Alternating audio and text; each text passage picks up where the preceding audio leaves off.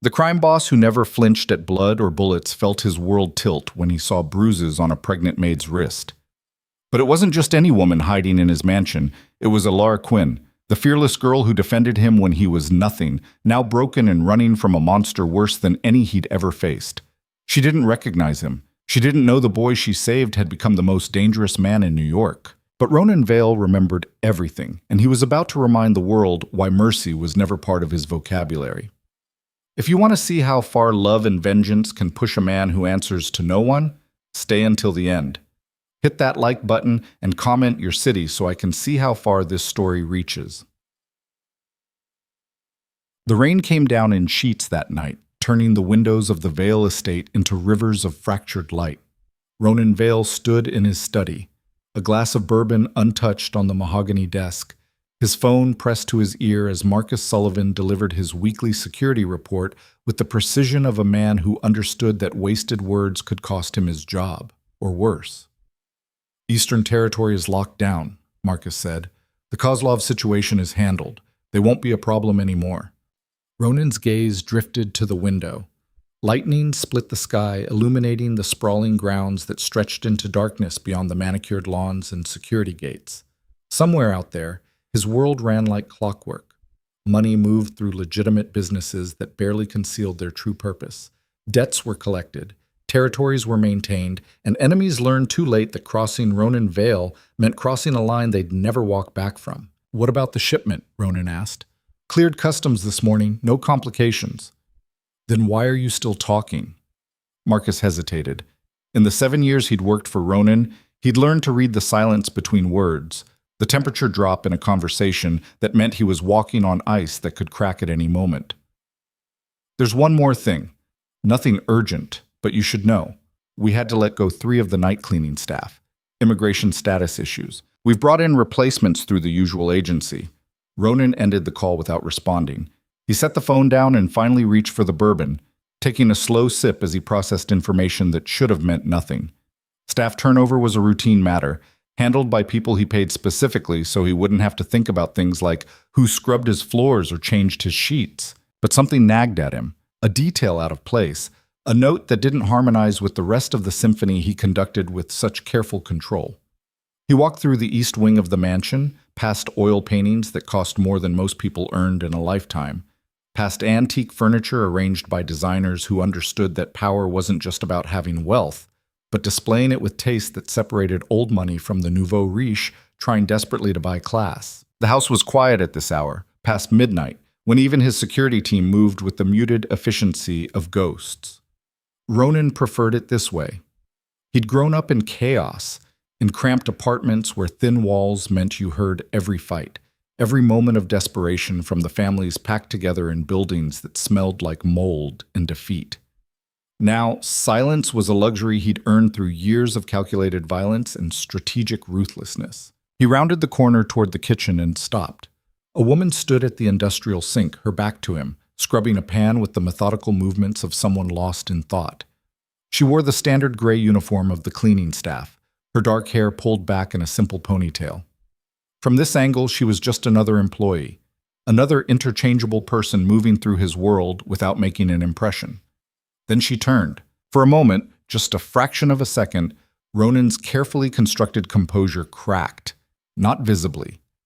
No one watching would have seen anything except a powerful man observing his staff. But inside, something shifted, like tectonic plates grinding against each other deep beneath the surface. She was young, maybe 25, with the kind of exhausted beauty that came from sleepless nights and stress that aged you from the inside out. Dark circles shadowed her eyes. Her skin had the pale, translucent quality of someone who didn't see enough sunlight.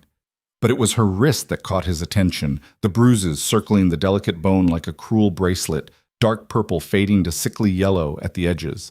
She saw him and immediately lowered her gaze, her shoulders tensing. "I'm sorry, Mr. Vale. I was just finishing up. I'll be out of your way." Her voice was soft, carefully neutral, the voice of someone who'd learned to make themselves invisible. She turned back to the sink, moving faster now, her hands trembling slightly as she rinsed the pan. But when she reached up to place it on the drying rack, her sleeve rode up, and Ronan saw it. A small scar above her left eyebrow, shaped like a crescent moon. The world tilted. He knew that scar. He'd been there when she got it, 20 years ago, in a different life that felt like it belonged to someone else entirely. "What's your name?" His voice came out rougher than he intended. She flinched at the sound, but didn't turn around. "Alara, sir. Alara Quinn." Quinn. Not her real last name. He knew that with absolute certainty. But the first name she couldn't change, couldn't hide from, because it was as much a part of her as that scar she probably didn't remember getting. Ronan took a step closer. "Look at me." She turned slowly, reluctantly, keeping her eyes downcast. This close, he could see the slight swell of her abdomen beneath the loose uniform. 6 months along, maybe 7. And he could see other things too, the way she held herself like someone braced for impact, the careful blankness of her expression that came from practice, from survival. "How long have you been working here?" he asked. 3 weeks, sir." 3 weeks. She'd been in his house for 3 weeks, and he hadn't known, hadn't seen her. But then that was the point of people in her position, wasn't it? To be invisible, to move through the spaces of wealth and power without leaving traces, without demanding attention. "Who hired you?" "The agency, sir. Prestige Staffing Solutions." Her hands twisted together in front of her, and he saw her wince as her fingers pressed against the bruised wrist. Ronan's mind was already moving, already calculating. Marcus would have run standard background checks. Nothing deep, just enough to ensure she wasn't a threat, wasn't someone with a criminal record or connections to rival organizations. A pregnant woman desperate enough to work a graveyard shift scrubbing rich people's kitchens wouldn't have triggered any alarms. "Those bruises," he said quietly. "How did you get them?"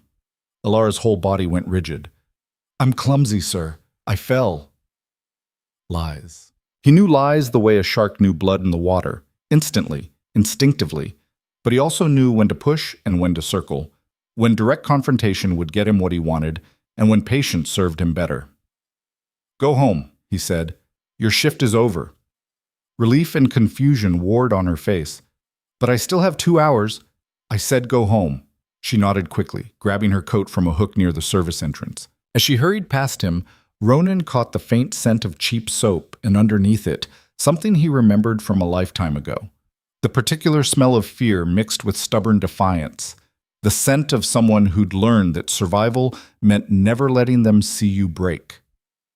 The door closed behind her, and Ronan stood alone in the kitchen, his mind racing back 20 years to a different version of himself. He'd been 8 years old, small for his age, with secondhand clothes that never quite fit, and a name that meant nothing to anyone. His mother worked 3 jobs trying to keep them fed, and his father had made his choice when he walked out and never looked back. The Holloway Street Elementary Playground was a concrete wasteland where hierarchy was established with fists and cruelty, where being poor meant being prey. Ronan had learned early to keep his head down, to avoid the bigger kids who enjoyed making examples out of the weak. But one day, he'd made a mistake. He'd brought a sandwich to school, just a simple peanut butter sandwich his mother had made before leaving for her morning shift. He'd been eating it quietly on a bench in the corner when Derek Moss and his crew spotted him. "What's that, Vale?" Derek was 12, held back twice, big enough and mean enough to rule the playground like a tyrant. "Looks good. Why don't you share?" Ronan knew better than to argue. He held out the sandwich, already calculating how he'd make it through the rest of the day on an empty stomach. Derek took it, examined it with exaggerated interest, then dropped it on the ground and stepped on it. "Oops, guess you're not hungry after all." The other kids laughed. Ronan felt his face burn, but he stayed quiet, stayed still, because fighting back only made it worse. Then a voice cut through the laughter. "Pick it up." Everyone turned. A girl stood a few feet away, maybe 9 years old, with dark hair pulled back from a face that was all sharp angles and fierce eyes. Ronan had seen her around. She was new, had transferred in a few weeks ago, lived in one of the apartments even worse than his. Derek laughed. "What did you say?" "I said pick it up." She walked closer, and Ronan noticed she was trembling, but her voice stayed steady. "You're twice his size. You want to feel tough. Try someone who can fight back." "You?" Derek's smile turned mean. "You want to be his girlfriend? Want to protect him?" "I want you to stop being a coward." Her hands curled into fists at her sides. "But I guess that's too much to ask." The punch came fast. Derek didn't waste time on warnings, but the girl was faster. She ducked, came up swinging, and caught him right in the nose. Blood sprayed, and Derek staggered back, more shocked than hurt. What happened next was chaos. Derek's friends jumped in, and the girl fought like a wild thing, all elbows and knees and absolute fury. She was outnumbered, outweighed, and Ronan knew she was going to lose. That's when he made a choice. He picked up a rock and threw it, hitting one of Derek's friends in the shoulder. Then he rushed forward, small and scared but moving anyway, because this stranger had stood up for him, and he wouldn't let her stand alone. They lost the fight.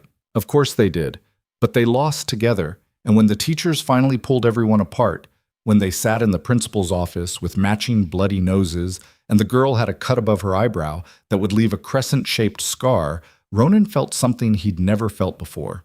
Someone had his back. The girl's name was Elara Reeves. They became inseparable after that, two kids with nothing and no one, finding safety in alliance. They watched each other's backs, shared whatever food they had, studied together in the library because it was warmer than either of their apartments. "When we grow up," Elara had told him once, sitting on the fire escape of her building with stolen cookies between them, "we're going to be different. We're going to have enough, you know? Enough money, enough food, enough everything." "How?" Ronan had asked. She'd smiled, fearless and certain. "We'll figure it out. We're smart, and we've got each other." 3 years later, she was gone. Her mother had taken her in the middle of the night, running from a boyfriend whose violence had finally crossed lines even their desperate neighborhood couldn't ignore.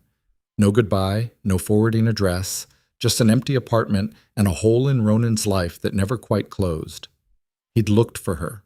For years, he'd looked. But Elara Reeves had vanished like she'd never existed. And eventually, Ronan had learned to bury that part of himself. The boy who believed in friendship, in loyalty, in anything beyond power and survival. Now, standing in his kitchen at midnight, Ronan pulled out his phone and made a call. Marcus answered on the second ring. "Boss?" "The new cleaning staff member, Elara Quinn. I want everything. Real name, background, where she came from, who she's running from. I want it in 2 hours." "Sir, it's after midnight. 2 hours, Marcus. Or I'll find someone who can deliver what I ask for without excuses." He ended the call and moved to the window, watching rain hammer against the glass. Somewhere out there, Elara was heading back to whatever cheap room she'd rented, carrying a child and running from someone who'd put those bruises on her wrist. She didn't recognize him. Why would she? The skinny, scared kid she'd defended was gone, buried under 20 years of calculated transformation. Ronan Vale was a name that made people nervous now, a man who controlled territory and moved money and solved problems with precision that left no room for mercy. But he remembered her, remembered the girl who'd stood up to bullies twice her size, who'd shared her last cookie, who'd promised they'd figure it out together. She was pregnant, terrified, hiding in his house under a fake name. Someone had hurt her. Someone had put fear in the eyes of the only person who'd ever stood beside him when he had nothing. Ronan's reflection stared back at him from the rain-streaked window. Cold eyes, expensive suit, the face of a man who'd learned that power came from the willingness to do what others wouldn't. He'd spent 20 years building an empire on ruthlessness and calculated violence. He'd made enemies regret their choices and allies understand that loyalty was the only currency that mattered. He'd become exactly what he needed to be to survive and thrive in a world that crushed people like the children they'd been. And now, one of the most powerful men in New York had just discovered the only person he'd ever truly cared about was in danger. 2 hours later, Marcus called back. "Her real name is Elara Reeves," he said. "Birth records match. She grew up in Brooklyn, disappeared from the system for about 15 years, resurfaced 6 months ago in Newark under the name Elara Quinn. No criminal record, no red flags, just nothing. Like she's been a ghost. What else? She's 7 months pregnant. Father of the baby is listed on medical records as Trent Mercer, address in Newark. I ran him. He's got a file. 2 domestic violence complaints, both dropped. 1 assault charge that got pled down. Works construction, drinks heavy, has connections to some small-time crews moving stolen goods through the port." Ronan's hand tightened on the phone. "Current status?" "That's where it gets interesting. Mercer filed a missing persons report 3 weeks ago. Says his pregnant girlfriend disappeared, took money from their apartment. He's worried about her safety. Marcus paused. The timing matches when Ilara showed up at your house. So she ran. Looks that way. And if Mercer's actively looking... Marcus didn't need to finish the sentence. Ronan stood in his study, processing information that rearranged everything he thought he knew about the quiet, frightened woman scrubbing his kitchen floors. She'd found him. Somehow, across all the years and changes and distance, Ilara had found her way into his house. Maybe it was coincidence, just random chance that placed her with an agency that serviced his estate. Maybe it was desperation, taking any job that came, not knowing or caring whose floors she'd scrub as long as she was far from the man who'd hurt her. Or maybe on some level she didn't even consciously recognize she'd been looking for the boy who'd fought beside her all those years ago. "Boss?" Marcus's voice brought him back. "What do you want me to do?" Ronan looked at the clock. 3 a.m. Ilara would be asleep, or trying to sleep, in whatever cramped room she'd found, one hand probably resting protectively on her swollen belly, ears tuned for any sound that might signal danger. "Change her assignment," he said. "Day shift, light duties only. And I want a full security assessment on her current living situation. Don't approach her directly. Just eyes on her building, neighbors, anyone who might be asking questions." "Understood. Anything else?" "Find out everything about Trent Mercer. Where he goes, who he talks to, what he does with his time. I want to know before he sneezes." Marcus was quiet for a moment. "Boss, are you sure you want to get involved in this? Domestic situations can get complicated." "Did I ask for your opinion?" "No, sir." "Then do what I'm paying you to do." Ronan ended the call and poured himself another bourbon. The rain had stopped, leaving the world outside clean and new, washed of all the dirt and grime that accumulated in the dark. But some stains didn't wash away so easily. He thought about Ilara at 25, pregnant and alone, wearing bruises like jewelry, living with the kind of fear that made you flinch at raised voices and unexpected movements. He thought about the girl she'd been, fierce and fearless and so certain they'd figure it out together. Life had taken that girl and broken her, shaped her into someone who worked graveyard shifts and hid from the father of her child and probably hadn't felt safe in months. Ronan knew about transformation. He'd spent his entire adult life carefully constructing the man he'd become, burying the frightened boy under layers of power and money, and the kind of reputation that made grown men step aside when he entered a room. But some things, some people, couldn't be buried deep enough. The door to his study opened, and Catherine Shaw walked in with a tablet and the brisk efficiency of a woman who'd learned that Ronan's time was measured in money most people couldn't imagine. She'd been his personal assistant for 5 years, handled everything from his legitimate business interests to the meetings that never appeared on any official calendar. "You're up early," she said, setting the tablet on his desk. "Or late. I can never tell with you. What do I have today?" "Conference call with the Shanghai investors at 8. Lunch meeting with Senator Morrison. He wants to discuss the waterfront development project. And you're supposed to attend that charity gala tonight, the one for inner-city youth programs." Ronan had forgotten about the gala. He attended these events because they served a purpose, maintaining the image of a legitimate businessman who cared about community development, making connections with politicians and other power brokers, keeping his public face clean while his private operations ran beneath the surface. "Cancel it," he said. Catherine raised an eyebrow. "You've already canceled twice. People are starting to talk." "Let them talk." "Ronan." She used his first name, which meant she was about to say something he wouldn't like. "You've spent 10 years building your reputation as someone who supports legitimate causes.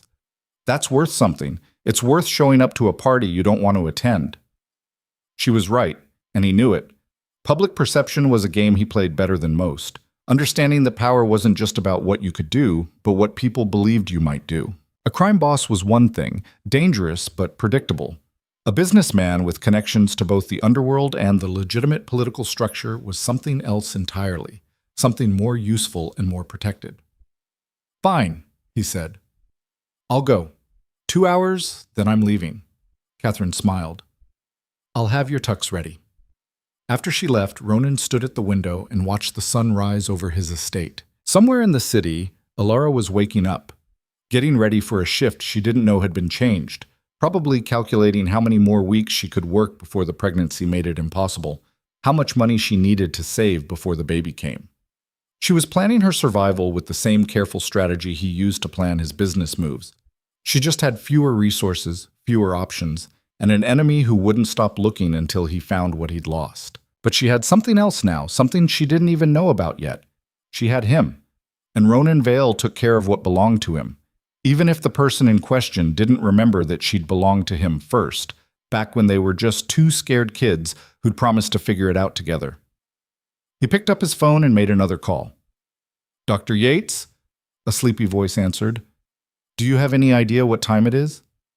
"I need a favor," Ronan said. "I'm sending you a patient. Pregnant, about 7 months, high-stress situation. I want full prenatal care, no questions asked, bills sent directly to me." Dr. Sarah Yates had been on Ronan's payroll for 6 years, providing medical care to people who couldn't or wouldn't go through normal channels.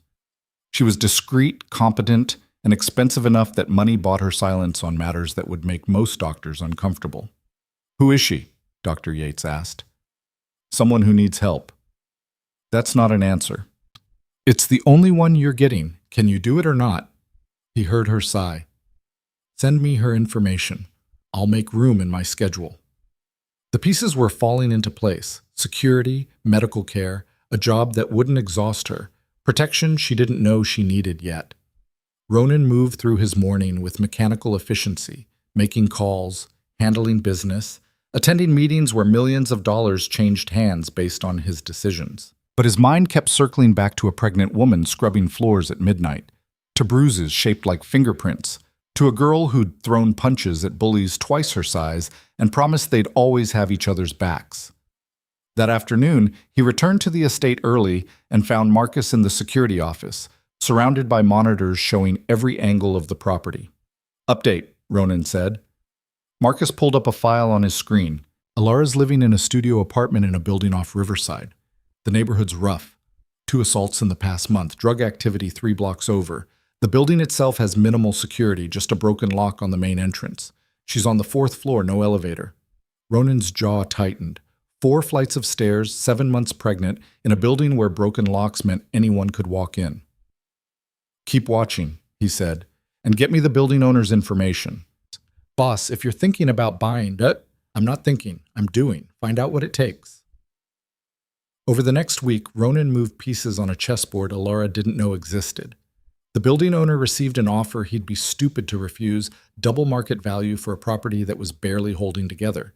Cash payment, deal closed in 72 hours. Ronan became a landlord, and his first order of business was upgrading security, fixing the elevator, making sure his newest tenant had a building that wouldn't collapse around her. He reassigned her to day shift with explicit instructions that she was only to handle light cleaning, dusting, basic organization, nothing that required bending or lifting. When the household manager questioned the special treatment, Ronan's look was enough to end the conversation.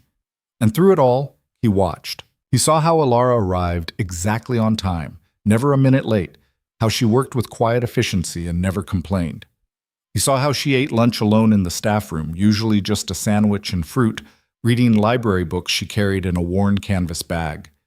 He saw how she flinched when people moved too quickly near her, how she chose seats with her back to the wall, how her hands unconsciously moved to protect her belly whenever voices rose. She was living in survival mode, every action calculated to minimize risk, to stay invisible, to not draw attention that might bring danger back to her door. And she still hadn't recognized him. Why would she? The powerful man who owned this estate bore no resemblance to the scared 8-year-old boy she'd defended.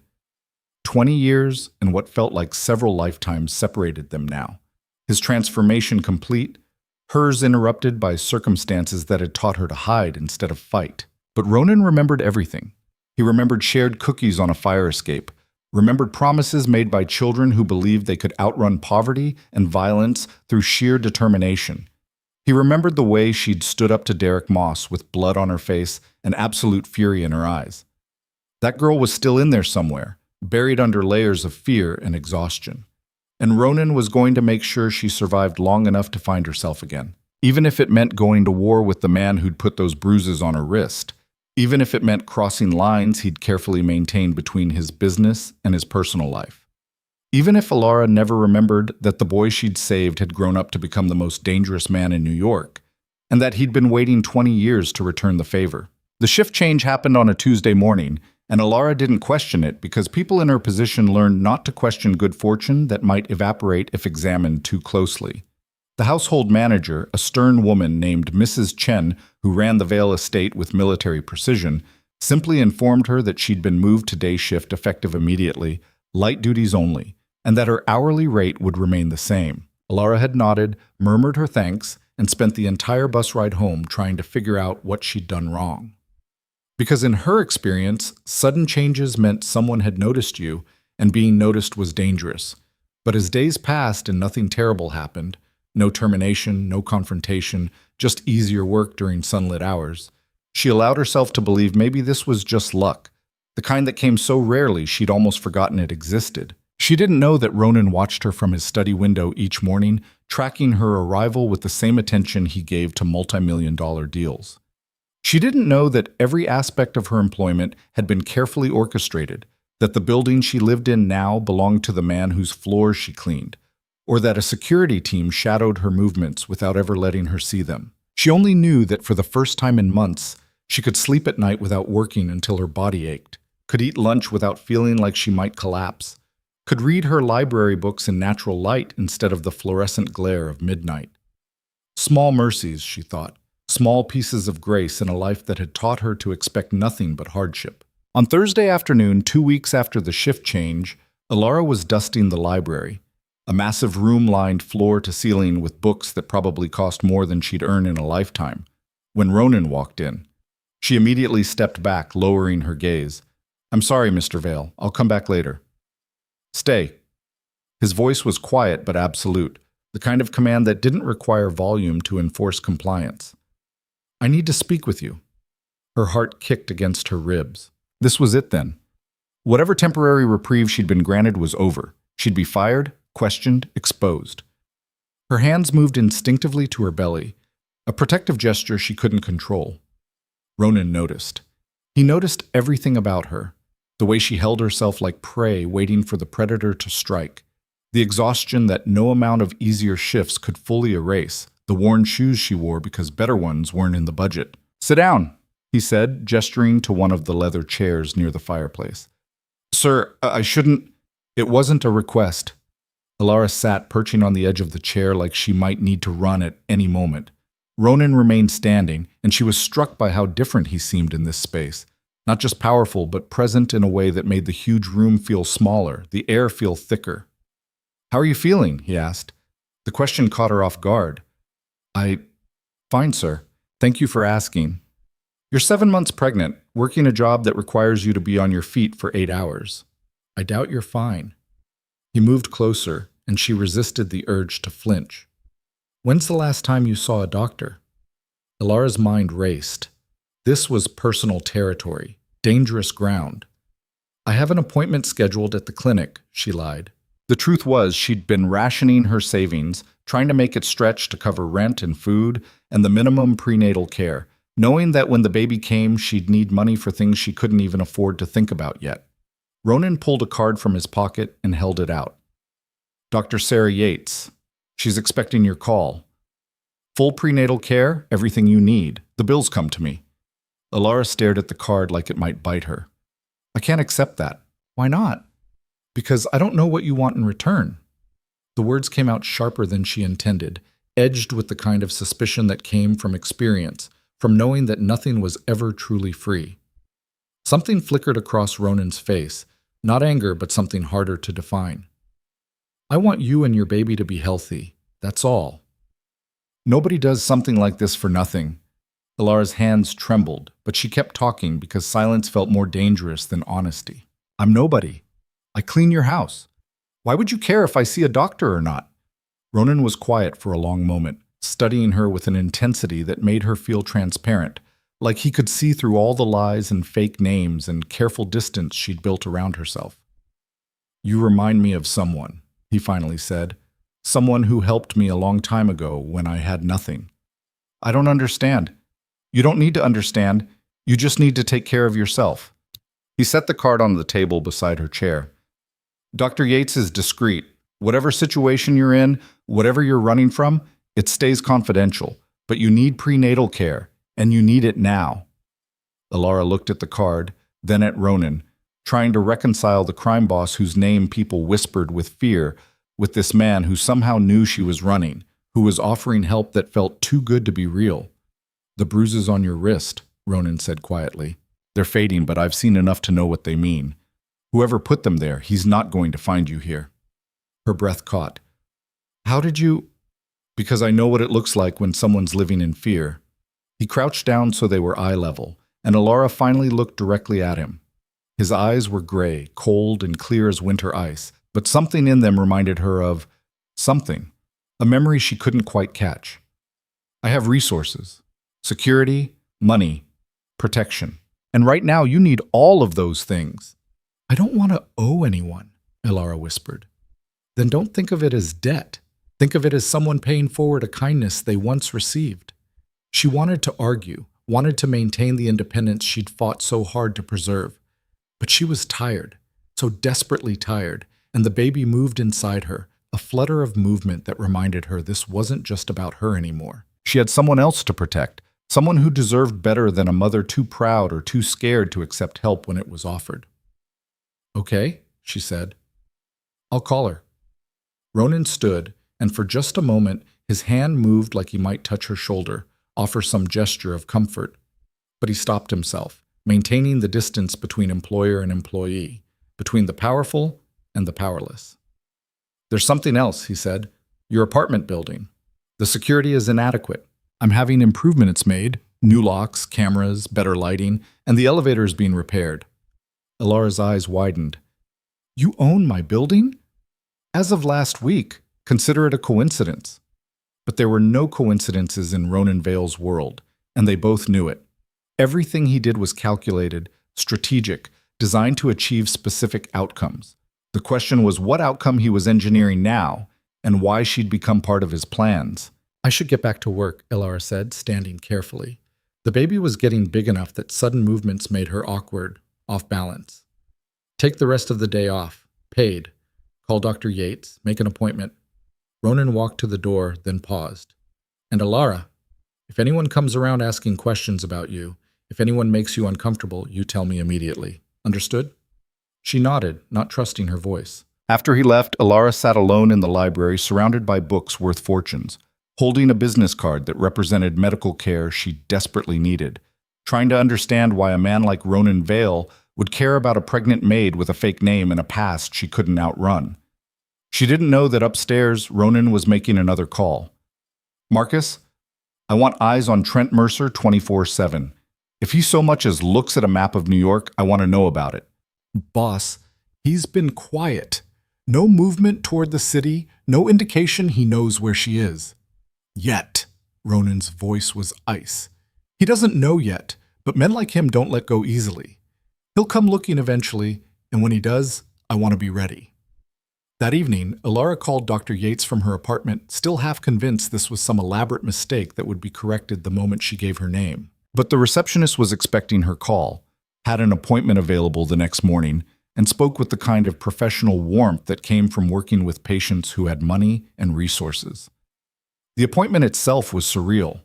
The office was in Manhattan, in a building with marble floors and artwork that probably cost more than Alara's entire life savings. Doctor Yates was a woman in her 40s with kind eyes and gentle hands who asked questions without judgment and performed an ultrasound that showed Alara her daughter for the first time in months. She's healthy, Dr. Yates said, pointing to the screen where a tiny heartbeat with perfect rhythm.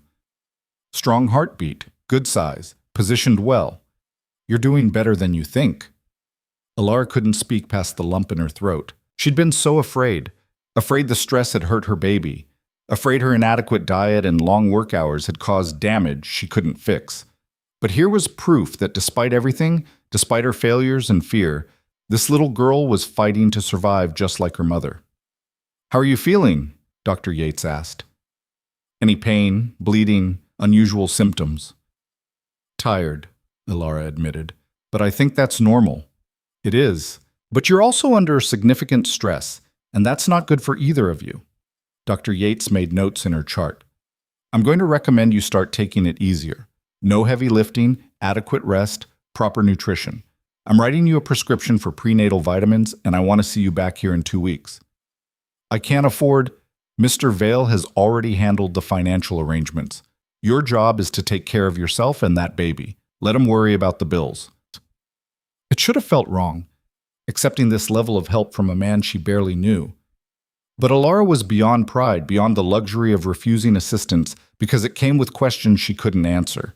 She took the prescriptions, scheduled the follow-up appointment, and left the office feeling something she hadn't felt in months. Hope. 3 days later, she was organizing books in the estate library when she found herself alone with Ronan again.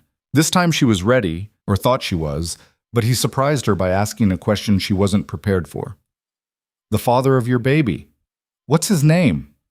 Alara's hand stilled on the spine of a leather-bound first edition. Why do you want to know? Because I need to understand what kind of threat he represents. She turned to face him, and for the first time since she'd arrived at the Vale estate, she let him see past the careful mask of polite employee. His name is Trent Mercer. And he's the kind of man who thinks love means ownership, who believes apologies erase bruises, who promised he'd change and then proved that some people are exactly who they show you they are the first time. The words came out hard and bitter, carved from months of fear and regret. Ronan listened without interrupting, his face unreadable. How did you meet him? He asked. At a diner where I was waitressing. He was charming at first, brought me flowers, said nice things, made me feel like maybe I could have something normal. Alara laughed, but there was no humor in it. I should have known better. My mother spent my whole childhood picking men who hurt her. I swore I'd never be that stupid, but I guess some patterns are harder to break than others. When did it change? About 2 months into the relationship. Little things at first, checking my phone, asking where I'd been, who I'd talked to, then bigger things. Yelling, grabbing my arm hard enough to leave marks, punching walls when he got angry. She touched her wrist unconsciously. By the time I found out I was pregnant, I was already trapped. No money, no family, nowhere to go. He was so happy about the baby at first. Said it meant we were a real family now. Then the controlling got worse. What happened 3 weeks ago? Ronan's voice was quiet, but underneath it ran something cold and dangerous. Alara met his eyes. He came home drunk, started yelling about dinner not being ready. I talked back, actually defended myself for once, and he grabbed me, shook me hard enough that I thought. She pressed a hand to her belly. I thought he might hurt her, and I realized that if I stayed, he would. Maybe not that day, but eventually. Men like Trent always escalate. So you ran. I took $300 from his wallet while he was passed out, packed one bag, and got on a bus to New York. Changed my name, found work through an agency, and tried to disappear. Her voice dropped to a whisper. But I know he's looking for me. Trent doesn't let go of things he thinks belong to him. And in his mind, I'm his. The baby is his. He'll keep searching until he finds us. Ronan was silent for a long moment, processing information that confirmed what Marcus had already discovered, but hearing it in Alara's own words made it real in a different way. She'd been running not from abstract danger, but from a specific man with a specific history of violence. A man who believed he owned her body and the life growing inside it. He won't find you, Ronan said. You can't promise that. Yes, I can. He moved closer, and Alara saw something in his face that made her breath catch. Absolute certainty, the kind of conviction that came from power and the willingness to use it without hesitation. I have resources Trent Mercer can't imagine. Security he can't penetrate. And if he somehow manages to get close, he'll learn very quickly that some people shouldn't be touched. Why are you doing this? Alara asked. Really? Because I reminded you of someone isn't enough of a reason to go to war with a man you've never met. Ronan studied her face, and for a moment she thought she saw recognition flash in his eyes, like he was looking at someone he knew, someone he'd been searching for. Maybe it is, he said quietly. Maybe some debts are worth paying even 20 years later. Before she could ask what he meant, his phone rang. He answered it, listened for a moment, and his expression hardened into something that made Alara take an instinctive step back. Where? He asked. Then, keep him there. I'm on my way. He ended the call and looked at Alara. Stay here. Don't leave the estate. I'll explain later. What's happening? Nothing you need to worry about. But his voice said otherwise.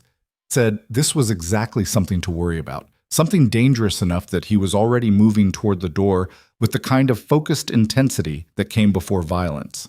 Ronan found Marcus in the security office, surrounded by monitors showing various angles of a bar in Queens where Trent Mercer was currently drinking himself toward a decision that would determine whether he lived or died. He's been there for 3 hours, Marcus said, asking questions about staffing agencies, showing people a photo on his phone. My guy says he's asking about pregnant women, recent hires, anyone matching Alara's description. Ronan watched the monitor. Trent was a big man, the kind who used size to intimidate, with the particular arrogance that came from never facing real consequences for his actions. He wore work boots and a flannel shirt, and even through the grainy security footage, Ronan could see the aggressive set of his shoulders, the way other people moved out of his space. He's getting close, Marcus said. 3 more agencies to check, and one of them is Prestige Staffing. When he gets there, when he asks the right questions, he won't. Ronan's voice was flat, final. Get me an address, work, home, wherever he'll be alone. Boss, if you're thinking about handling this personally, I'm not thinking, I'm doing. Ronan turned from the monitor. This is the man who put bruises on her wrists, who made her so afraid she ran across state lines with $300 and a fake name. He's hunting her right now, and when he finds her, he won't just take her back. He'll punish her for leaving, for daring to think she could escape. Marcus had worked for Ronan long enough to recognize the tone, the cold precision that came before someone stopped being a problem. You want him gone. I want him neutralized. Legally if possible, permanently if necessary. Ronan pulled out his phone. Get me everything, his schedule, his habits, his weaknesses. I want to know every place he's vulnerable. Over the next 48 hours, Ronan learned more about Trent Mercer than the man probably knew about himself. He learned that Trent drank at McGinty's pub every Friday, that he owed money to a bookie named Sal Russo, that his construction company was 3 months behind on payments to suppliers, that he had a temper that had gotten him fired from 2 previous jobs. He learned that Trent talked about Alara like she was property he'd misplaced, that he showed her picture to anyone who'd look, that he'd promised he'd find her and teach her what happened to women who thought they could just leave. And with each piece of information, Ronan's resolve hardened into something cold and immovable. On Saturday morning, he found Alara reading in the library again. She looked up when he entered, and he saw the question in her eyes, the fear that whatever threat had pulled him away so urgently had circled back to her. We need to talk, Ronan said. She closed her book, and he noticed her hands were shaking. Is it Trent? He's in New York. He's been asking questions, showing your picture around. He's working his way through staffing agencies. Ronan sat across from her, maintaining distance because getting too close felt dangerous for reasons he didn't want to examine. He's going to find the connection eventually. Maybe not today, maybe not this week, but he will. Alara's face went pale. I need to leave. Find somewhere else. Change my name again. No. The word came out harder than he intended. Running isn't the solution. You can't spend the rest of your life looking over your shoulder, moving every time he gets close. That's not living. That's just surviving, and you deserve better than that. What choice do I have? You let me handle it. She laughed, a sharp, broken sound. Handle it how? You can't just make him disappear. He has friends, family, people who'd notice if something happened to him. I'm not going to kill him, Ronan said, though the thought had crossed his mind more than once. But I'm going to make sure he understands that you're protected, that coming after you means going through me, and that's a fight he can't win. You don't know Trent. He doesn't care about fights he can't win. He only cares about control, about making sure I know he owns me. Then it's time he learned he's wrong. Ronan leaned forward. I need you to trust me, just for a little while. Can you do that? Alara looked at him, really looked, and Ronan wondered if somewhere in her memory, buried under years and fear and everything that had happened since childhood, she recognized him. Recognized the boy who'd fought beside her even though he was scared, who'd thrown rocks at bigger kids and taken punches because she was worth defending. "I don't even know why you care," she whispered. "Maybe you will," Ronan said. "Someday. But right now, I need you to stay here, stay safe, and let me do what I do best." Which is? Solving problems that other people can't solve. That night, Ronan went to McGinty's pub alone, without Marcus or security or any of the usual protections that came with his position. He found Trent Mercer at the bar, 3 beers deep and working on a fourth, exactly where the surveillance had said he'd be. Ronan slid onto the stool beside him and ordered a bourbon. Trent gave him a sideways look, the kind of automatic assessment men like him made of everyone, sizing up threats, calculating dominance. Ronan let him look, let him see the expensive suit and watch, the casual confidence of someone who belonged in much better places than this. "You lost?" Trent asked. His voice was rough, aggressive even in casual conversation. "Not at all," Ronan said. "I'm exactly where I need to be." They sat in silence for a moment, and then Ronan said, "I hear you're looking for someone. A woman." Trent's attention sharpened. "What do you know about it?" "I know you've been asking questions, showing her picture around, making threats about what you'll do when you find her." Ronan took a sip of his bourbon. "I'm here to tell you to stop." Trent laughed, ugly and mean. "Who the hell are you?" "Someone who has a vested interest in making sure Alara Reeves stays unfound." The name hit Trent like a physical blow. He spun on his stool, suddenly alert, dangerous. "Where is she?" "You know where my girl is?" "She's not your girl anymore. She stopped being yours the moment you decided bruises were an acceptable form of communication." Trent's hand shot out, grabbing Ronan's collar. "You tell me where she is right now, or—" He didn't finish the threat because Ronan moved faster than a drunk man could track, breaking the grip and twisting Trent's arm behind his back with enough force to make him gasp. The whole bar went quiet, watching 2 men locked in a struggle that had gone from verbal to physical in seconds. "Listen carefully," Ronan said quietly, his mouth close to Trent's ear.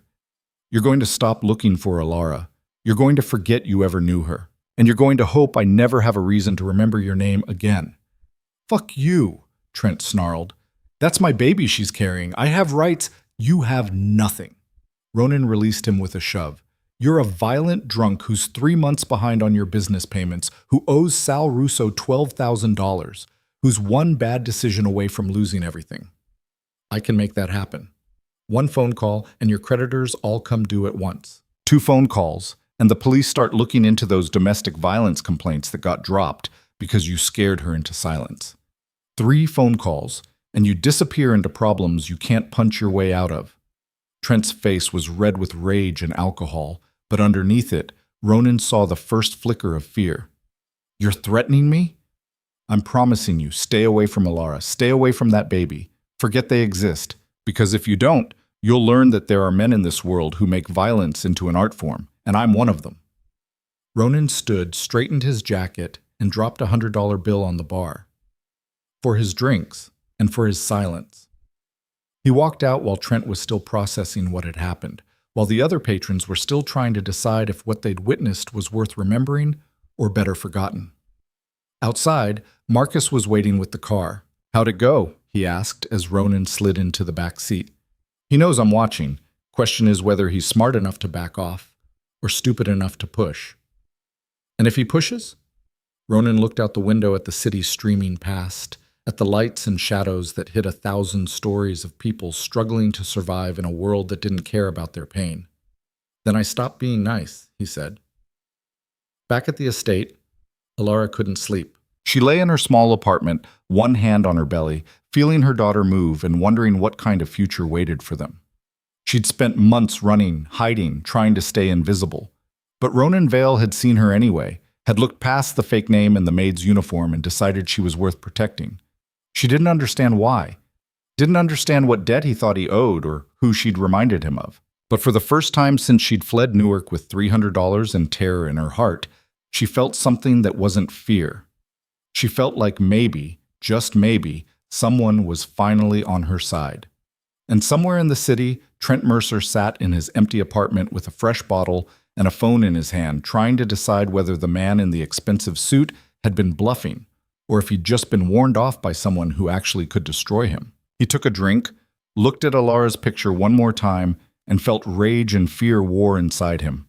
The choice he made in the next few days would determine everything that came after, and Ronan Vale was ready for either option. The decision Trent made came faster than Ronan expected, delivered through Marcus at 6 a.m. 3 days after the encounter at McGinty's.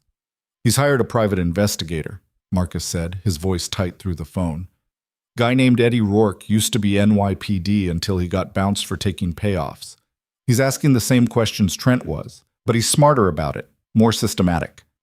Ronan stood at his bedroom window watching the sun rise over the estate, already calculating moves and countermoves. How long before Rourke connects the dots? Week, maybe 2? He's working through employment agencies, cross-referencing pregnant women hired in the last month against missing persons reports. It's only a matter of time before he hits prestige staffing, and when he does, he'll find her. Ronan's jaw tightened. Where's Rourke now? Working out of an office in Hell's Kitchen. He's careful, doesn't have obvious vulnerabilities we can exploit. And boss, there's something else. Trent's been talking, telling people you threatened him, that some rich guy is protecting his girlfriend, word spreading in certain circles. Which meant Ronan's protection of Alara was no longer a private matter.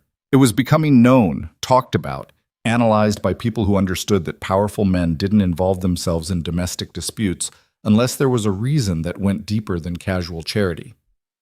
"I want a full workup on Rourke," Ronan said. "Every client, every case, every corner he's ever cut. And I want to know who Trent's been talking to." After ending the call, Ronan showered and dressed with mechanical precision, his mind already 3 steps ahead. The confrontation at the bar had been a warning shot, meant to make Trent back off through intimidation. Instead, it had escalated the situation, pushed Trent to spend money he didn't have on a PI who'd eventually find what he was looking for, which meant the clock was ticking, and Ronan needed to move faster. He found Alara in the estate kitchen having breakfast with the other day's staff, and the normalcy of the scene, people laughing, sharing coffee, talking about weekend plans, felt surreal against the backdrop of the threat closing in. She looked up when he entered, and he saw the question in her eyes, the constant low-level anxiety that never quite left her face. "My office," he said quietly. 5 minutes. The laughter died. Everyone understood that a summons from Ronan Vale wasn't a request but a command, and they watched Alara gather her things with expressions ranging from curiosity to pity. She followed him through the mansion in silence, and Ronan was aware of the picture they made. The crime boss and the pregnant maid, walking through halls worth millions while danger circled closer. In his office, he closed the door and gestured to a chair. Alara sat, her hands folded protectively over her belly, and Ronan noticed she'd gained a little weight in the past few weeks. The hollows under her eyes weren't quite as deep, and there was color in her cheeks that hadn't been there before. Dr. Yates's care was making a difference, giving her and the baby what they needed to be healthy. But health didn't matter if Trent found them first. "I need to tell you something," Ronan said, "and I need you to stay calm." Her hands tightened. "He knows where I am." "Not yet. But he's hired someone to find you, a private investigator who's good at his job. We have maybe 2 weeks before he makes the connection." The color drained from Alara's face. "I have to leave. Today. Right now." "No." Ronan moved around the desk, closing the distance between them. "Running isn't the answer anymore. You can't keep fleeing every time he gets close. Eventually you'll run out of places to hide, out of money to keep moving. And when that happens, when you're cornered and exhausted and the baby's here, what then?" "What choice do I have?" Her voice cracked. "Trent won't stop. He'll keep looking, keep pushing until he finds me. And when he does, he'll take my baby. He'll use her to control me, and I'll be right back where I started, only worse because now there's a child involved." "He won't take her." Ronan crouched down so they were eye level. "I won't let that happen." "You can't promise that. Nobody can promise that." "I can, and I am." He reached out slowly, giving her time to pull away, and when she didn't, he took her hand. Her fingers were cold, trembling. "I've been making calls, pulling strings. There are legal options we haven't explored yet. Restraining orders, custody protections, documentation of his violence. And if legal doesn't work, there are other ways to make someone disappear from your life without them actually disappearing. Alara looked at their joined hands, and something flickered across her face. Confusion, recognition, a feeling she couldn't quite name. Why does this matter so much to you? I'm nobody. Just a woman who made bad choices and ended up cleaning your floors. You're not nobody. The words came out rougher than Ronan intended, edged with emotion he usually kept buried deep. You're someone who stood up to bullies when you were 9 years old. Someone who threw punches at kids twice your size because you couldn't stand watching someone weaker get hurt. Someone who shared your last cookie and promised we'd figure it out together. The silence that followed was absolute. Alara stared at him, her mind racing, trying to connect dots that seemed impossible to connect. Then slowly, she lifted her free hand to his face, her fingers trembling as they traced the line of his jaw, moved up to the scar hidden in his hairline above his right temple, the scar he'd gotten when Derek Moss's friend had thrown him against a brick wall. "Ronan," she whispered. "Ronan Vale." "Hi, Alara." His voice was soft, almost gentle. "It's been a while." Tears spilled down her cheeks. "The boy from Holloway Street. The one who... We were going to figure it out together. You were going to..." She couldn't finish, couldn't reconcile the frightened 8-year-old who'd shared her fire escape with the man who controlled half of New York's criminal underworld. "I did figure it out," Ronan said. "Just maybe not the way we imagined back then." She pulled her hand back, shaking her head. "You're him. You're really him. I should have seen it, should have known. But you're so different. Everything about you is different." "Not everything. I still remember what it feels like to be powerless, to watch people get hurt and not be able to stop it, to run because fighting back wasn't an option." He stood, putting distance between them because the emotion in her eyes was too much, too raw. "I spent 20 years making sure I'd never be powerless again. And now that I have the power to protect the one person who protected me when it mattered most, you think I'm going to let some drunk construction worker take that from me?" Alara wiped her eyes, and when she looked at him again, he saw the girl she'd been, fierce and fearless and absolutely certain that right mattered more than might. "What happened to you, Ronan? How did you go from that scared kid to this?" "The same thing that happens to anyone who survives long enough in a world that doesn't care if you live or die. I learned to fight back. I learned that money meant power, that power meant control, and control meant nobody could hurt me ever again." He turned to the window. "After you disappeared, I looked for you. For years, but you'd vanished like you never existed. Eventually, I stopped looking and started building something that meant I'd never have to feel that helpless again." "So you became a criminal." "I became powerful. The criminality was just the most efficient path." Ronan glanced back at her. "And before you judge too harshly, ask yourself what you would have done. If you'd had the chance to climb out of poverty, to make yourself untouchable, would you have said no because the method wasn't pure?"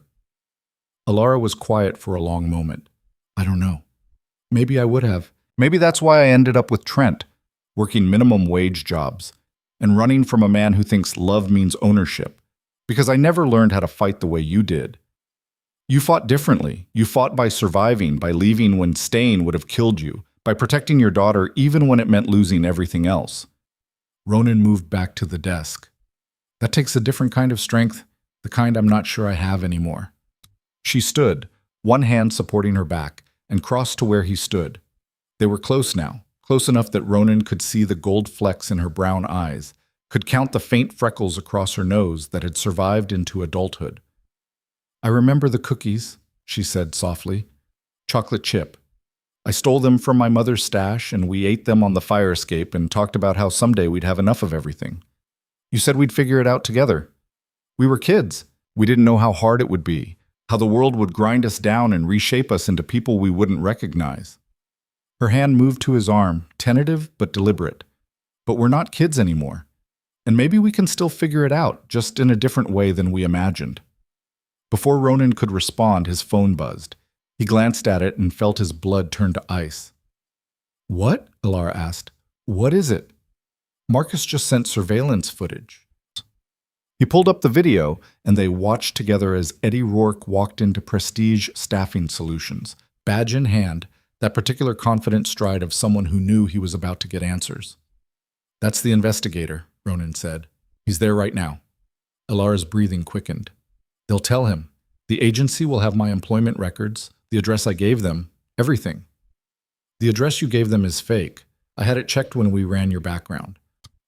But even as he said it, Ronan knew it didn't matter.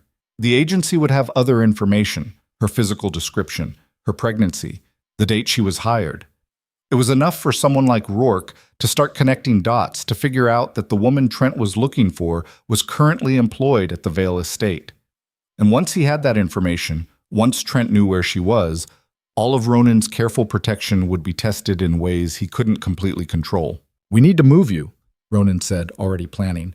Somewhere secure, somewhere Trent can't reach, even if he knows you're under my protection. No. Alara's voice was steady, despite the fear in her eyes. I'm done running. You said it yourself. I can't keep fleeing every time he gets close. If he's coming, let him come. But this time, I don't face him alone. Alara, I spent months being afraid, Ronan. Months looking over my shoulder, flinching at shadows, living like prey, waiting for the predator to find me. I'm tired of it. I'm tired of letting Trent control my life, even from a distance. She straightened, and Ronan saw the girl who'd punched Derek Moss in the nose, the fierce defender who'd stood her ground when retreat would have been smarter. If we're going to end this, let's end it, but on our terms, not his. Ronan studied her, seeing past the pregnancy and the exhaustion to the core of steel that had survived everything life had thrown at her. She was right. Running would only delay the inevitable. Trent was the kind of man who saw retreat as victory, who'd chase her across the country if necessary, because giving up meant admitting she had the power to leave him.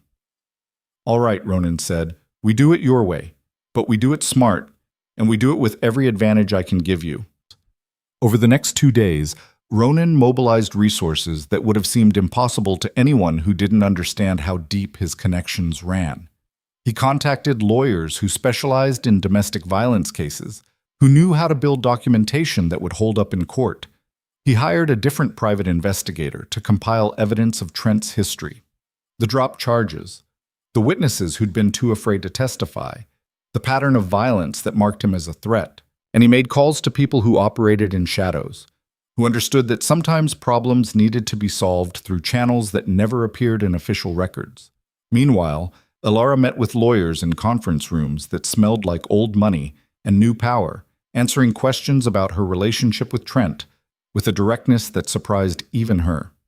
She showed them her medical records from Dr. Yates, the documentation of stress-related complications that threatened her pregnancy. She gave statements about the violence, the control, the fear that had defined her last year. We can get you a restraining order, one of the lawyers said. She was a woman in her 50s named Rebecca Chen, with sharp eyes and a reputation for destroying abusive men in court. But you need to understand, paper protection only works if the person you're protecting yourself from respects the law. From what you've told me, Trent Mercer doesn't. So what good is it? Alara asked. It establishes a legal record. When he violates it, and men like him always do, we have grounds for arrest, for prosecution, for putting him somewhere he can't hurt you. Rebecca leaned forward. But I'm going to be honest with you. The legal system moves slowly, and you're 7 months pregnant. We might not have time to build the kind of case that keeps him away permanently before your baby arrives. Ronan, who'd been sitting silently in the corner, spoke up. Then we need to make sure he doesn't get close enough to matter. Rebecca glanced at him, and something passed between them, an understanding that happened outside legal parameters, in the space where power and money and carefully applied pressure accomplished what courts could not. I'll file the paperwork today, she said. In the meantime, I suggest you stay somewhere with excellent security, somewhere Mr. Mercer would be foolish to approach. Which was how Alara found herself, 3 days later, being moved from her studio apartment to a guest suite in the Vale Estate's private wing. The room was bigger than her entire apartment, with windows overlooking gardens that probably required a full-time staff to maintain, furniture that belonged in museums, and a bathroom with a tub large enough to swim in. This is too much, she said as Ronan showed her around. It's practical. You're safer here than anywhere else, and I can't protect you if you're miles away in a building with broken locks. He opened the closet, revealing that someone had already stocked it with maternity clothes in her size. Mrs. Chen and Dr. Yates both agreed. The stress of commuting, of living in an unsafe building, it's not good for you or the baby. Alara ran her hand over a soft sweater that probably cost more than she made in a month. I feel like I'm taking advantage of you. You're not. You're letting me do what I should have done 20 years ago. Be there when it matters. Ronan moved to the door. There's a panic button by the bed, another in the bathroom. Security monitors the entire wing, and Marcus knows to contact me immediately if anything seems off. Ronan. She waited until he turned back. Thank you. For all of this. For remembering. For caring when you didn't have to. I always cared, he said quietly. I just didn't have the power to do anything about it until now. That night, Alara lay in a bed softer than clouds, one hand on her belly, staring at the ceiling and trying to process how drastically her life had changed in a matter of weeks. She'd gone from invisible maid to protected guest, from running alone to having resources she couldn't have imagined, from forgotten to remembered by someone who'd become powerful enough to reshape the world around him. Her daughter kicked, strong and insistent, and Alara whispered, We're going to be okay. I promise. Uncle Ronan won't let anything happen to us. Uncle Ronan. The words felt right in a way that surprised her, creating a connection that went beyond employer and employee, beyond protector and protected, into something that felt almost like family. 2 floors down, Ronan sat in his study reviewing the evidence his investigators had compiled. Trent's history was worse than he'd initially thought. 3 women before Alara, all with similar stories of charm turning to control, turning to violence. One had ended up hospitalized, another had disappeared entirely, and nobody seemed to care enough to investigate why. Looking at the pattern, Ronan understood with absolute clarity that Trent wouldn't stop. Restraining orders, legal threats, even criminal charges. None of it would matter to a man who saw women as property and violence as his right. The only thing that would stop him was something permanent, something that removed his ability to hurt anyone ever again. Ronan had made his fortune understanding men like Trent, predicting their moves, staying 3 steps ahead.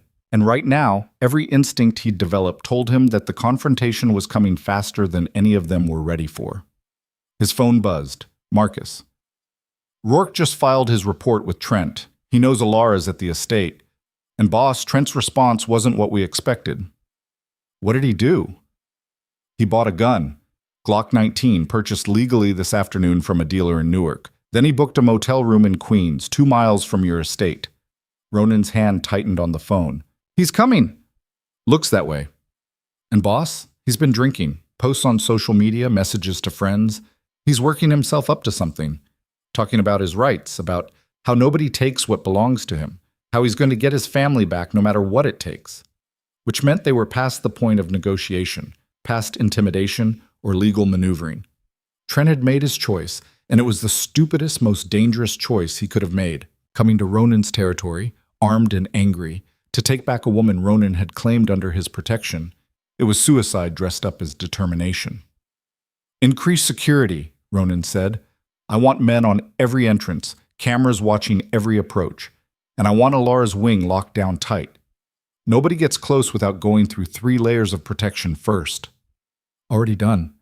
But Ronan, if he's desperate enough, if he's drunk enough, then we'll handle it. Ronan's voice was ice and iron. But he's not taking her. He's not even getting close. The next morning, Alara woke to find the estate transformed into something resembling a fortress. Security personnel moved through the grounds with tactical precision. Cameras had been installed in places she hadn't noticed before, and there was a tension in the air that made her stomach clench with understanding. She found Ronan in his study, and one look at his face told her everything she needed to know. He's here, she said, not a question. In the city. He knows where you are. Ronan stood, and she saw he'd been up all night, saw the exhaustion and determination warring in his expression. But knowing and reaching are 2 different things. I have 30 men between you and him, and he'd have to go through every one of them to get close. Alara moved to the window, looking out at grounds that seemed peaceful despite the danger circling. How did I not see it? How did I not see what he was before it was too late? Because men like Trent are good at hiding what they are until you're already trapped.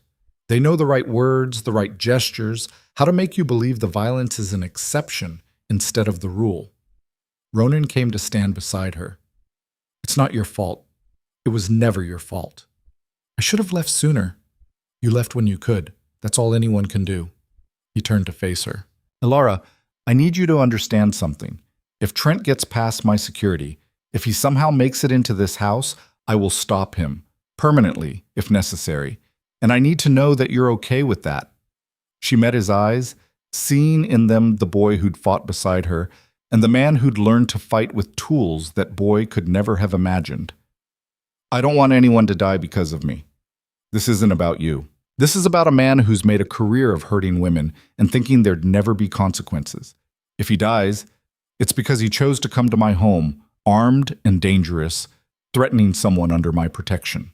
Ronan's voice was steady, absolute. I've killed people for less, Elara.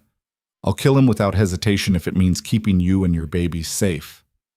The casual way he said it, matter of fact without drama or bravado, made it more real than any theatrical declaration would have. This was who Unveiled was now. A man who understood that sometimes violence was the only answer that worked, who'd built his empire on the willingness to do what others wouldn't. Okay, Elara whispered. Okay. They stood together at the window, watching the sun climb higher, both of them knowing that somewhere in the city, Trent Mercer was drinking and planning and working himself toward a moment that would end everything one way or another. The waiting was the hardest part. Knowing danger was coming, but not knowing when, not knowing exactly how it would unfold. Elara spent the day in her room, trying to read, trying to rest, but jumping at every sound, every footstep in the hallway. And then, at 3 p.m, Marcus burst into Ronan's study. He's here. Trent's at the front gate, demanding to see Elara. He's got the gun, and he's not trying to hide it. Ronan was already moving. Keep him outside, lock down the house, and get Elara to the safe room. But before Marcus could respond, they heard it, a gunshot, loud and sharp, shattering the afternoon quiet. Trent Mercer had just declared war, and Unveiled was about to show him what happened when you threatened the wrong person's family. The gunshot echoed through the estate like a crack of thunder, and Ronan was already running before the sound finished reverberating off the stone walls. Marcus fell into step beside him, radio crackling with reports from security teams positioned throughout the grounds. Shot fired at the main gate, no casualties. Suspect is Trent Mercer, armed with a handgun, making verbal threats. He's demanding to see Elara Reeves, says he knows she's inside. Ronan's mind moved with cold precision even as his body surged with adrenaline. I want him contained but not engaged. Nobody fires unless he breaches the perimeter, and get Elara to the safe room now. But when they reached Elara's suite, they found her standing in the hallway with 2 security guards trying to convince her to move. Her face was pale, but her jaw was set with the same stubborn determination Ronan remembered from childhood. I'm not hiding, she said when she saw him. Not anymore. Elara, this isn't the time. He came here because of me, because I ran, because I dared to think I could escape. If I hide now, if I let you fight my battle while I cower in a safe room, then he's already won. Her hands were shaking, but her voice stayed steady. I need to face him. I need to look him in the eye and tell him he doesn't own me anymore. Ronan grabbed her shoulders, gentle but firm. He has a gun. He's drunk, he's angry, and he's already fired 1 shot. Facing him right now isn't brave, it's suicide. Then come with me. You said you'd protect me, so protect me while I do this.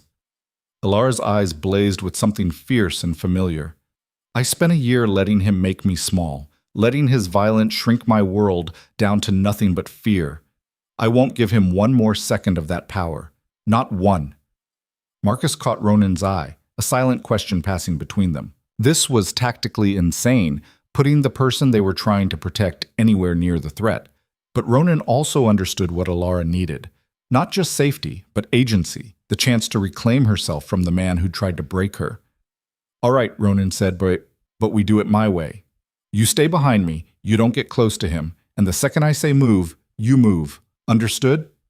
She nodded, and together they made their way through the mansion toward the front of the estate. Through windows, Ronan could see security personnel taking positions, creating layers of protection between Trent and the house. The man himself was visible at the gate, pacing like a caged animal, the gun hanging loose in his right hand. Even from a distance, Ronan could see the signs, the unsteady gait, the aggressive posture, the particular recklessness that came from alcohol and rage, mixing into something explosive. Trent was past the point of rational thought, operating on pure emotion and entitlement, convinced that the woman he'd terrorized owed him her presence, her submission, her life. They stopped at the front entrance, still 50 yards from the gate where Trent stood. Ronan positioned Alara slightly behind him, close enough to see but protected by his body, and the small army of security personnel who'd formed a human wall between them and danger. "Alara," Trent's voice carried across the distance, slurred and furious. "I know you're in there. I know you're hiding behind this rich bastard, playing victim, acting like I'm the monster. Come out here and talk to me." Alara stepped forward, but Ronan's arm shot out, stopping her.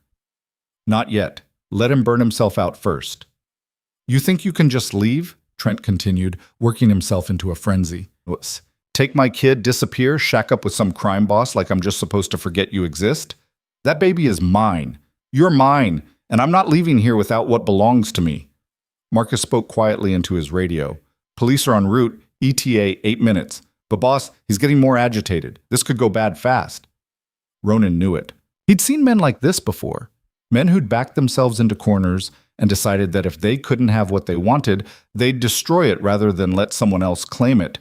Trent wasn't here to negotiate or reconcile. He was here to punish Alara for daring to choose herself over him. "I'm going to talk to him," Ronan said. "Bad idea," Marcus replied. "You get close, he's not going to shoot me.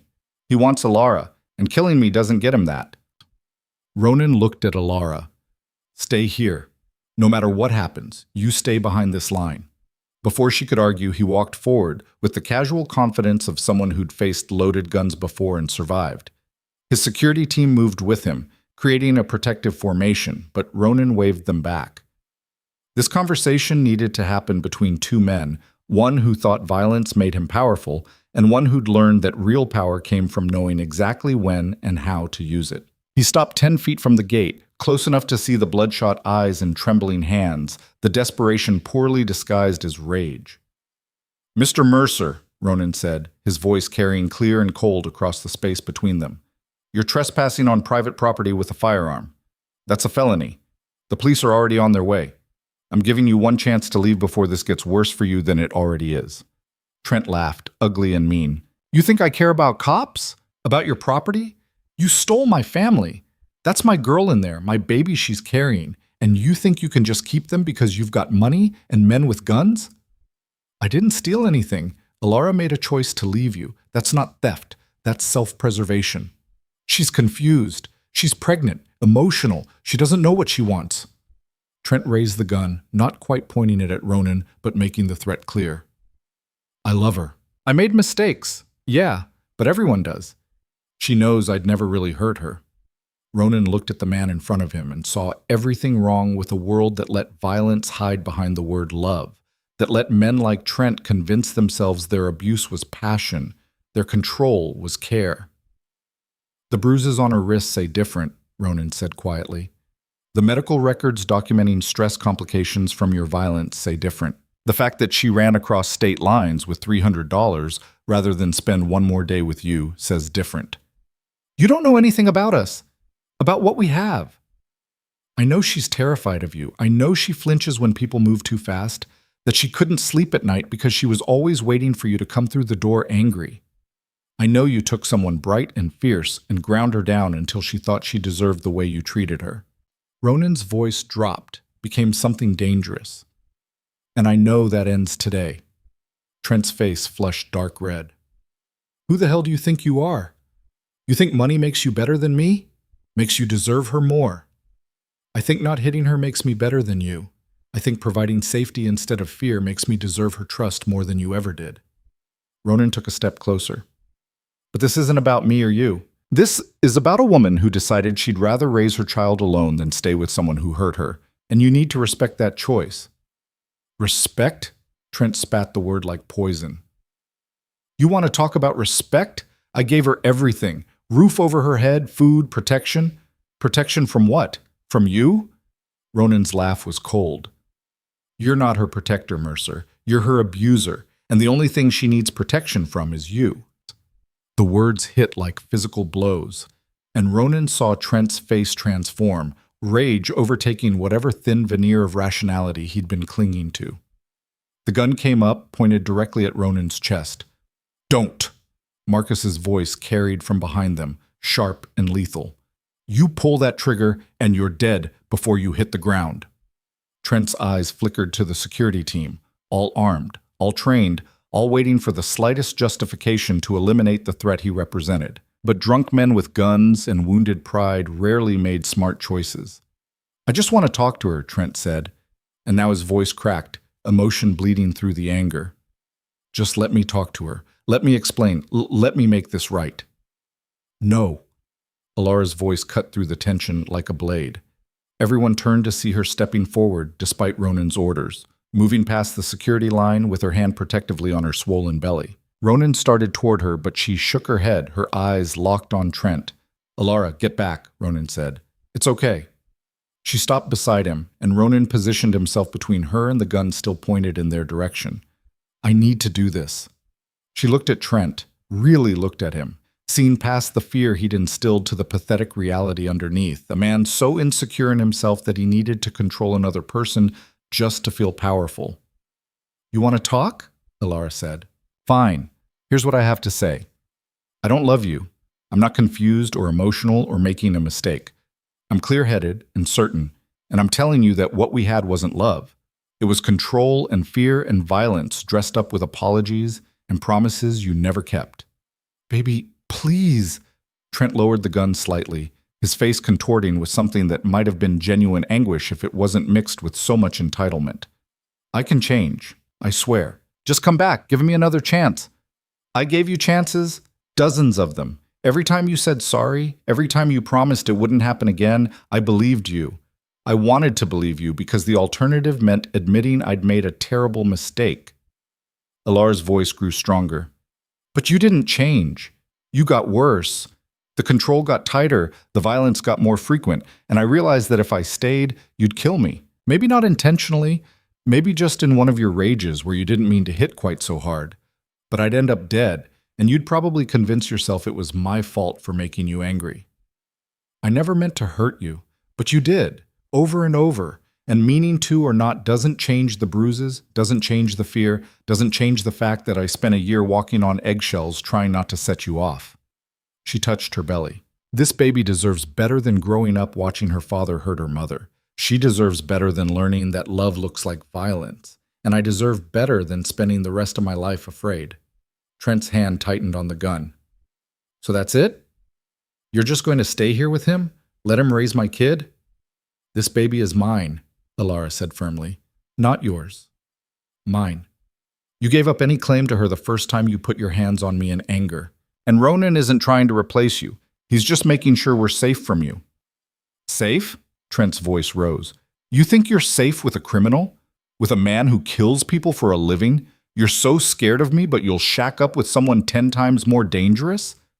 "The difference," Alara said quietly, "is that Ronan has never made me afraid. He's given me protection, medical care, a place to live where I don't flinch every time I hear footsteps. You gave me bruises and nightmares and terror. So yeah, I'll take my chances with the criminal over the abuser any day." The truth of it, the simple, devastating truth, hung in the air between them. Ronan saw the moment it broke through Trent's defenses, saw the rage and pain and humiliation war across his features. Men like Trent couldn't handle rejection, couldn't process that the women they'd terrorized might choose anyone else over them. "You'll regret this," Trent said, raising the gun again. "You think you can just throw away what we had? Build a life with him? I'll make sure you regret it. Put the gun down." Ronan's voice was absolute zero. "Last warning." "Or what? You'll kill me?" Trent laughed wildly. "Go ahead. Do it. Prove you're the monster everyone says you are." "I don't need to prove anything. But if you threaten her one more time, if you don't lower that weapon right now, my men will put 3 bullets in you before you can blink." Ronan stepped fully in front of Alara. "Your choice. Live and walk away or die right here in front of the woman you claim to love." For a long moment, nothing moved. The world seemed to hold its breath, waiting to see which path Trent would choose, reason or destruction, survival or suicide by security team. Then sirens split the air, growing closer. Police were almost here, and that changed the calculation. Trent looked at the gun in his hand, at Ronan standing like an immovable wall, at Alara behind him with her hand on her belly and no fear left in her eyes. "This isn't over," Trent said. "Yes, it is." Ronan's voice carried absolute finality. "You're going to put the gun down, you're going to get arrested, and you're going to spend the next several years learning that actions have consequences. And when you get out, if you come anywhere near Alara or her daughter, I will end you, not arrest you, not scare you, end you. Permanently. That's a promise." The first police car pulled through the gate, and Trent made his final choice.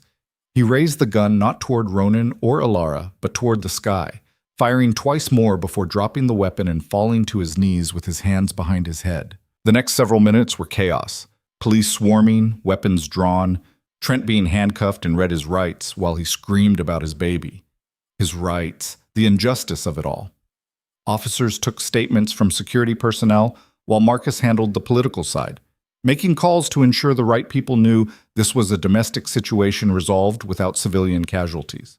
Through it all, Ronan kept Alara close, one hand on her back as she watched the man who'd terrorized her for a year being stuffed into the back of a police car. She was shaking, tears streaming down her face, but there was something else in her expression too.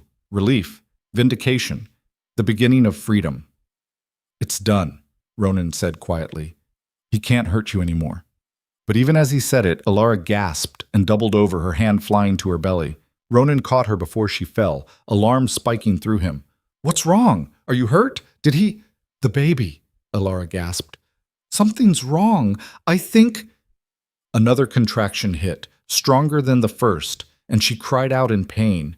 Dr. Yates had warned them that stress could trigger early labor, that Alara's pregnancy was already complicated by months of inadequate care and constant fear. But Ronan hadn't expected it to happen now, hadn't expected the confrontation with Trent to push her body past its limits. "Call an ambulance," he shouted to Marcus. "Now!" But Alara grabbed his arm with surprising strength. "No time. The contractions are too close together. She's coming now." Terror unlike anything Ronan had felt in 20 years flooded through him.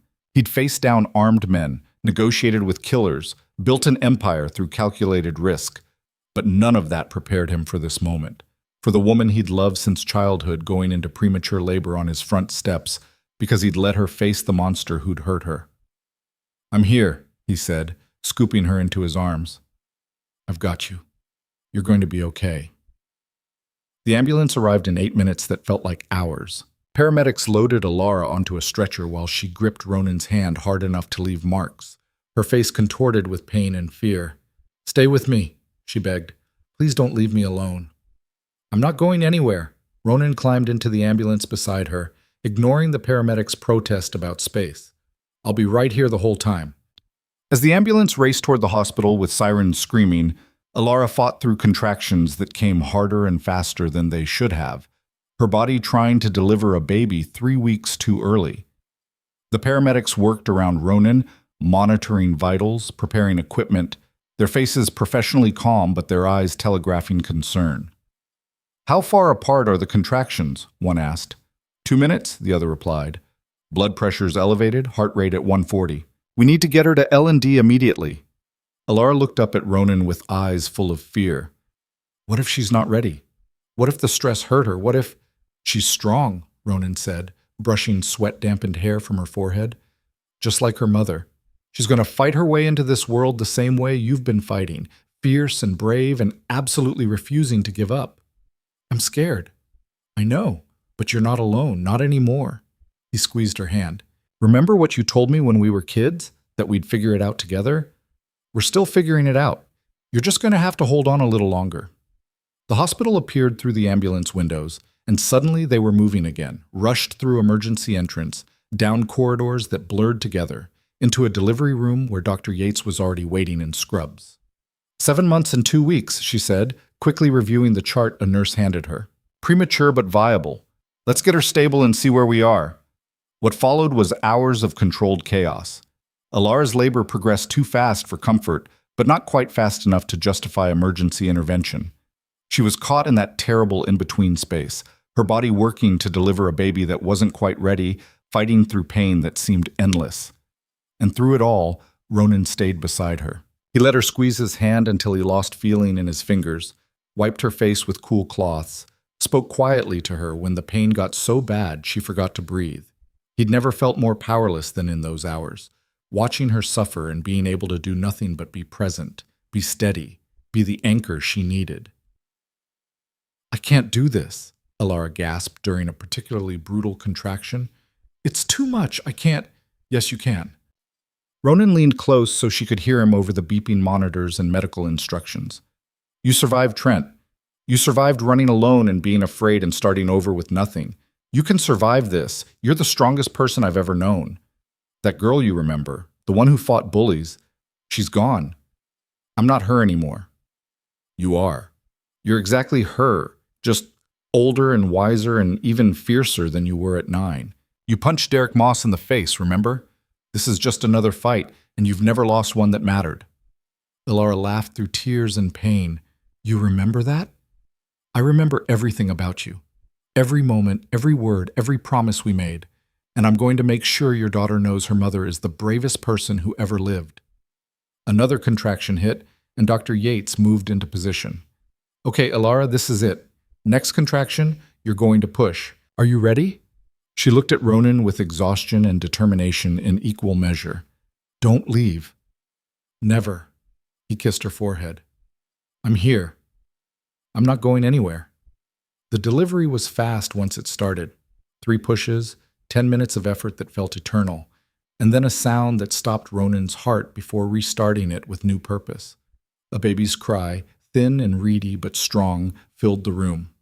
"It's a girl, Doctor," Yates announced, holding up a tiny, perfect human being covered in vernix and blood and absolutely beautiful. Small, but breathing on her own. Apgar score of 8. She's a fighter. They placed the baby on Alara's chest, and Ronan watched tears stream down her face as she touched her daughter for the first time, counted fingers and toes, marveled at the shock of dark hair, whispered words of love and welcome. "Hi, baby girl," Alara said softly. "Hi, Maeve, I'm your mom, and I promise you're going to be safe. I promise you're going to be loved. I promise no one will ever hurt you the way—" She couldn't finish, overcome by emotion and exhaustion and relief that her daughter was here, was healthy, was real. Ronan stood beside them, this woman he'd known as a fierce child and found again as a fierce adult, and the baby she'd fought so hard to protect. He felt something shift in his chest, a transformation he hadn't known was possible, a softening of edges he'd thought were permanently hardened. "Can I hold her?" he asked quietly. Alara looked up at him with trust that felt like absolution. "Of course. You're her Uncle Ronan, your family." He took the baby carefully, terrified he'd break something so small and fragile. But Maeve settled against his chest like she belonged there, her tiny hand curling around his finger, her eyes, dark blue and unfocused, somehow seeming to see right through him. "Hey there," he whispered. "I'm Ronan. I knew your mom when she was brave and fearless, and I'm going to make sure you grow up just like her. Safe, protected, knowing you can be anything you want because nobody's going to stand in your way." Dr. Yates smiled as she worked. "She's going to need to stay in the NICU for a few days, just for observation. Being 3 weeks early means her lungs need monitoring. We want to make sure she's feeding well. But all signs are good." As if on cue, nurses came to take Maeve for her initial assessments. Ronan handed her back reluctantly, already feeling the absence of that tiny weight against his chest. They wheeled her away, and Alara reached for his hand. "Thank you," she said, "for everything. For remembering me, for protecting me, for being here when I needed you most. You don't need to thank me for keeping a promise I made 20 years ago. We were children. Those promises didn't mean anything in the real world. They meant everything to me." Ronan sat on the edge of her hospital bed. "You were the first person who ever stood beside me. The first person who made me feel like I mattered, like I was worth defending. I spent 20 years trying to find you, and when you walked into my house, pregnant, afraid, hiding from a man who hurt you, I knew I'd been given a chance to pay back what you gave me all those years ago." Alara was quiet for a moment. "What happens now? Trent's been arrested, but he'll be charged with multiple felonies. Illegal discharge of a firearm, terroristic threats, violating the restraining order. Rebecca Chen is already building a case that'll keep him locked up for years. Ronan's voice hardened. And if by some miracle he gets out and comes near you or Maeve, he'll disappear in ways that have nothing to do with the legal system. I don't want you to become a killer because of me.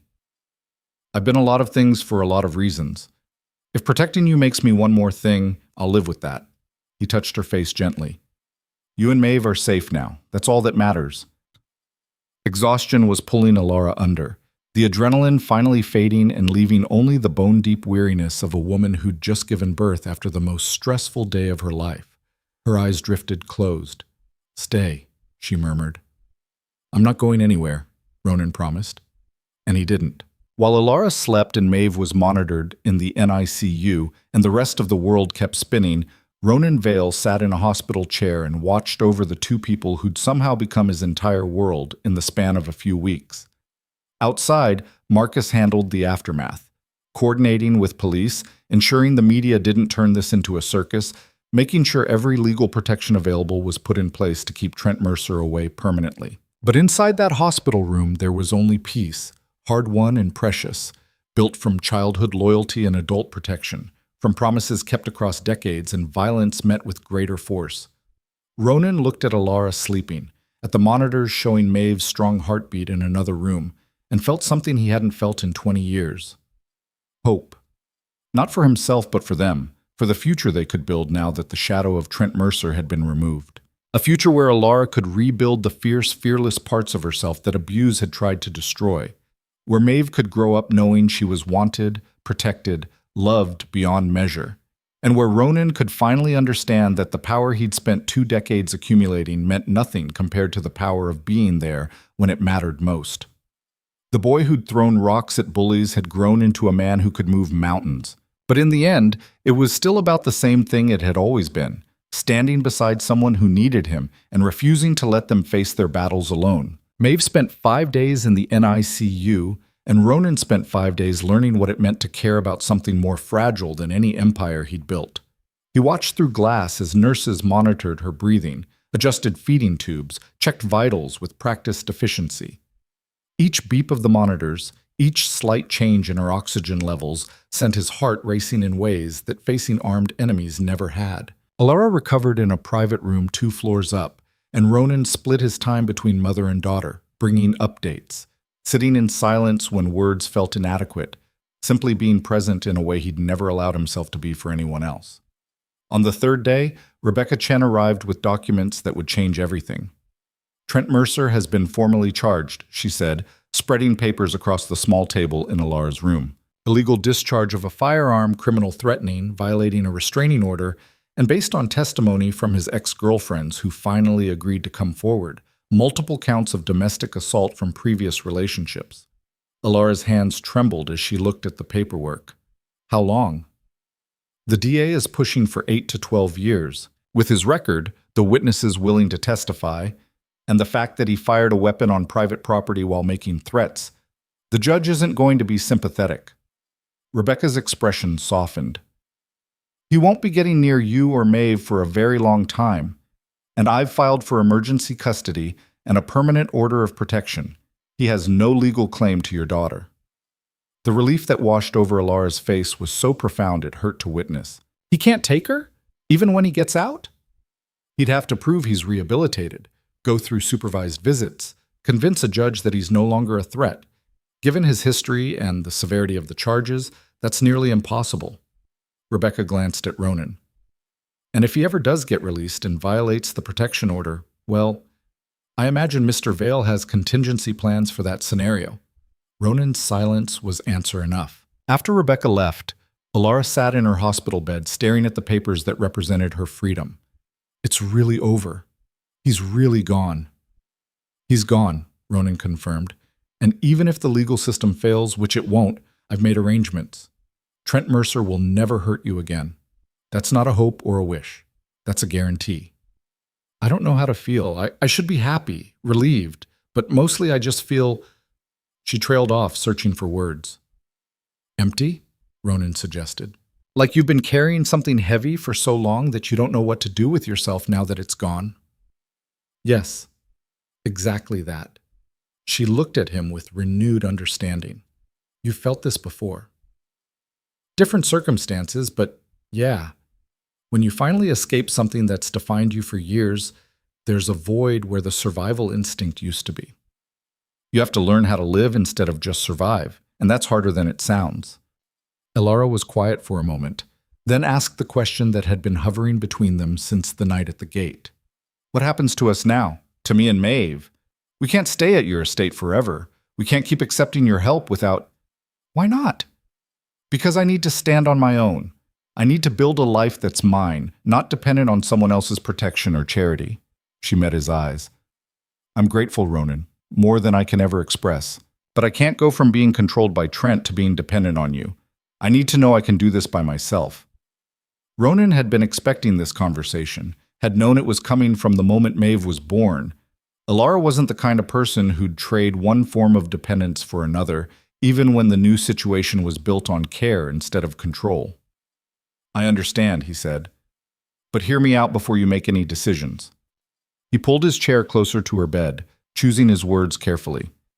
"You need time to recover, to bond with Maeve, to figure out what you want your life to look like. That takes months, not days. Stay at the estate through the recovery period. Let yourself heal without worrying about rent or bills or how you're going to manage a newborn alone. And then? Then we figure out what comes next. Maybe you go back to school. You mentioned wanting to finish your degree once. Maybe you find work that actually interests you instead of just pays the bills. Maybe you discover you want to start a business or travel or do something completely different." He leaned forward. "The point is, you get to choose. For the first time in years, you get to actually choose your path without fear or desperation driving the decision." Alara's eyes filled with tears. "You make it sound so simple. It's not simple. It's going to be hard and scary, and there will be days you question everything. But you won't be alone. You'll have support, resources, and someone who remembers the girl who punched bullies in the face and knows she's still in there somewhere." "What if I can't find her? That girl who was fearless?" "Then you build a new version, one who's been through hell and came out stronger. Who knows what she's capable of surviving?" Ronan reached across and took her hand. "You don't have to be the same person you were at 9, Elara. You just have to be someone who refuses to let the past define the future." That night, when Elara was finally cleared to visit the NICU, Ronan watched her hold Maeve for the first time without monitors and tubes separating them. Mother and daughter, both fighters, both survivors, beginning to heal together. "She has your nose," Elara said softly, tracing the tiny features with one finger. "And I think she's going to have dark hair like mine." "She's perfect," Ronan said, and meant it with an intensity that surprised him. "Do you want to hold her?" He took Maeve carefully, marveling again at how something so small could feel so significant. She made a soft sound, not quite crying, and her eyes opened, clearer now than they'd been at birth, dark and curious. "Hi, Trouble," he whispered. "Your mom and I have been having some important conversations about your future. Thought you should know you've got options. Whatever you want to be, whoever you want to become, you're going to have the resources to make it happen." "You're going to spoil her," Elara said, but she was smiling. "Absolutely. That's what uncles are for." He looked up at Elara. "If that's okay with you, the uncle thing. I know we haven't really defined what this is, what we are to each other now." "Your family," Elara said simply. "You always were, even when we were apart. You're the person who remembered me when I'd forgotten myself, who stood beside me when I needed it most. If that's not family, I don't know what is." The word settled into Ronan's chest like something he'd been missing without knowing it. Family. Not the kind built from blood or obligation, but the kind forged through choice and loyalty and showing up when it mattered. 3 weeks later, Elara and Maeve came home to the Vale estate, not as employees or temporary guests, but as permanent residents of the East Wing suite that had been transformed into a proper home. Ronan had hired designers to create a nursery that somehow managed to be both luxurious and warm, filled with soft colors and comfortable furniture and everything a new mother might need. "This is too much," Elara said for the 100th time, standing in a nursery that probably costs more than most people's annual salary. "It's exactly right," Ronan countered. "Maeve deserves a room that's safe and comfortable. You deserve space to be a mother without worrying about whether you can afford diapers or formula or a decent crib. Mrs. Chen appeared in the doorway with her usual impeccable timing. Mr. Vale, the contractors are here about the security upgrades you requested. Tell them I'll be down in 10 minutes. After she left, Ronan turned back to Alara. I'm having additional cameras installed around the perimeter, upgrading the alert systems, just as a precaution. Trent's in jail. For now. But paranoia has kept me alive this long, and I'm not taking chances with you or Maeve. Over the following months, they settled into a rhythm that felt natural despite its unconventional nature. Alara focused on recovering and caring for Maeve, slowly rebuilding her strength and confidence. Ronan continued running his empire but found himself adjusting schedules to be present for the moments that mattered. When Maeve smiled for the first time, when she rolled over, when she started recognizing voices and faces. Sunday mornings became sacred. No business calls, no meetings, just breakfast together in the estate kitchen where Ronan made pancakes that were somehow both burned and undercooked, and Alara laughed at his culinary incompetence while Maeve watched from her bouncer seat with wide, curious eyes. You're terrible at this, Alara said one Sunday, poking at a pancake that had the consistency of rubber. I'm excellent at many things. Cooking just isn't one of them. Ronan flipped another pancake with more hope than skill. Besides, Maeve doesn't seem to mind. As if on cue, the baby made a happy gurgling sound, and they both laughed. These moments, simple, domestic, far removed from the violence and strategy that defined most of Ronan's life, had become the parts he looked forward to most. 6 months after Maeve's birth, Alara made an announcement over dinner. I've been thinking about going back to school, getting my degree in accounting like I originally planned. She said it tentatively, like she expected pushback or dismissal. That's fantastic, Ronan said. What would you need to make it happen? Time, mostly. Childcare during classes? Money for tuition? She paused. I've been saving what I can from the stipend you've been giving me. The stipend is for living expenses, not tuition. Education is a separate budget. Ronan pulled out his phone and made a note. Which school were you thinking? I don't know yet. I need to research programs, figure out what transfers from before, whether I can do some courses online. She was rambling now, excited and nervous in equal measure. Make a list of what you need. I'll have Catherine help coordinate everything. When Alara started to protest, Ronan held up a hand. This isn't charity. This is investment. You're smart, talented, and you deserve the chance to use those gifts. Let me help make that possible. Why? The question came out raw, vulnerable. Why do you keep doing this? I understand protecting me from Trent. I understand making sure Maeve is safe, but paying for my education, supporting my dreams, what do you get out of it? Ronan was quiet for a long moment, choosing his words carefully. When we were kids, you told me we'd figure it out together. We'd find a way to have enough of everything, to build lives that weren't defined by poverty and fear. I found my way. Not the way we imagined, but I got there. Now I'm making sure you get there too. That's what figuring it out together means. Alara's eyes filled with tears. I'm not that girl anymore. I'm not the one who punched bullies and shared cookies and made big promises. Yes, you are. You're just older, wiser, and carrying battle scars that girl never imagined she'd have.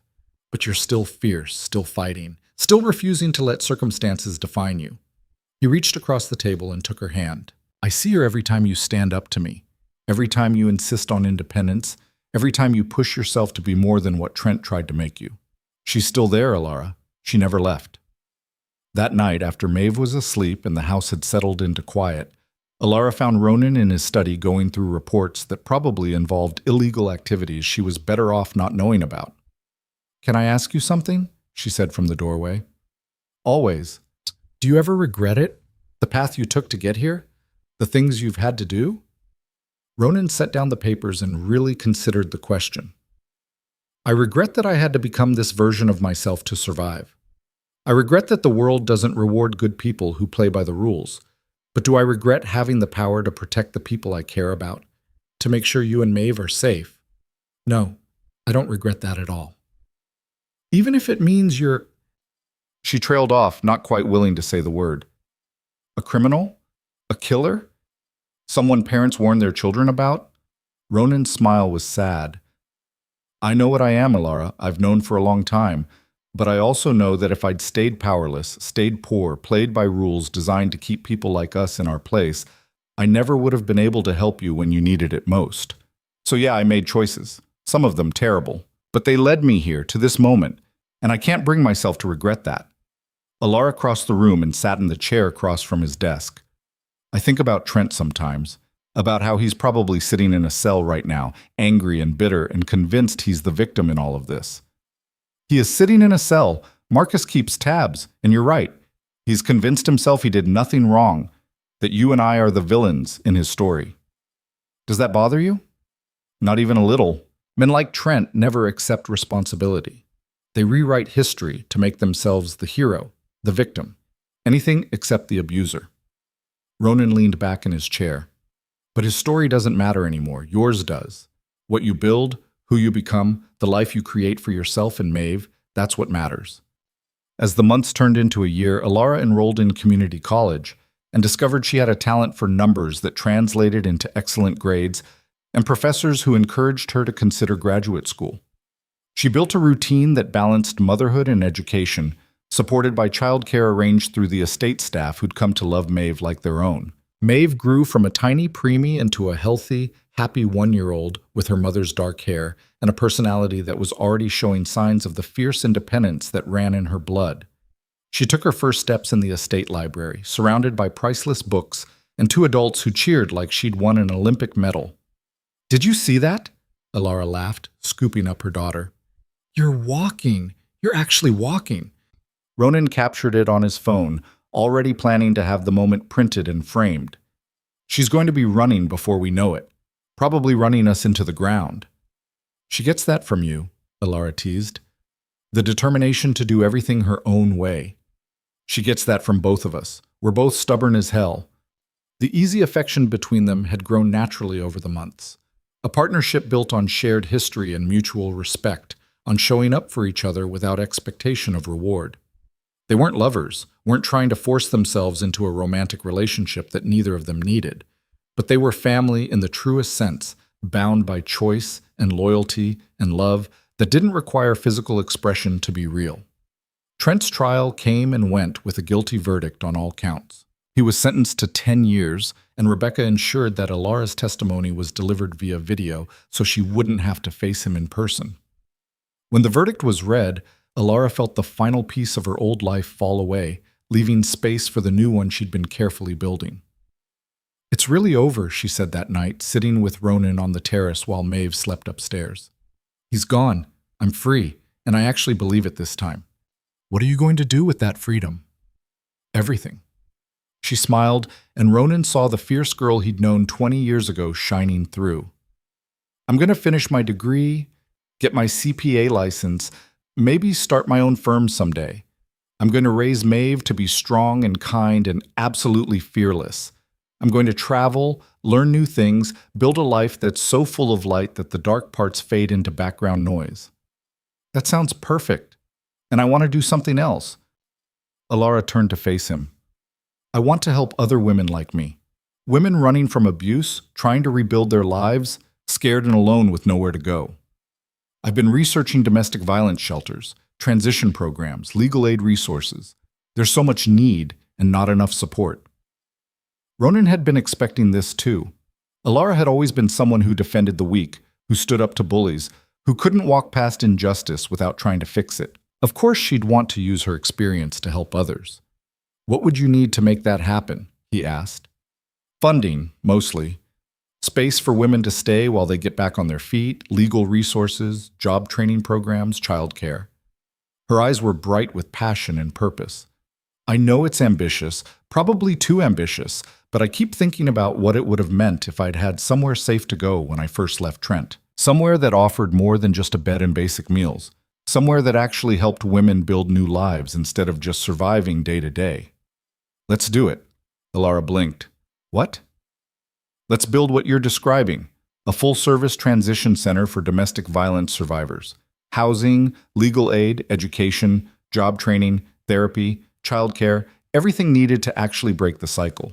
Ronan was already planning, already calculating costs and resources, and how to structure it for maximum impact. I'll provide the funding and you run it. Your vision, your rules, your mission. Ronan, that would cost millions. I have millions. More than I could spend in 10 lifetimes. And I've been looking for ways to use that money for something that matters. Something beyond just accumulating more power and territory. He looked at her seriously. You want to help women escape what you escaped? I want to help you do that. Consider it paying forward the favor you did me all those years ago when you stood up to Derek Moss. Elara's eyes filled with tears. One punch on an elementary school playground doesn't equal millions of dollars in funding for a shelter. That punch meant everything to a scared kid who thought nobody would ever stand beside him. It changed the trajectory of my entire life.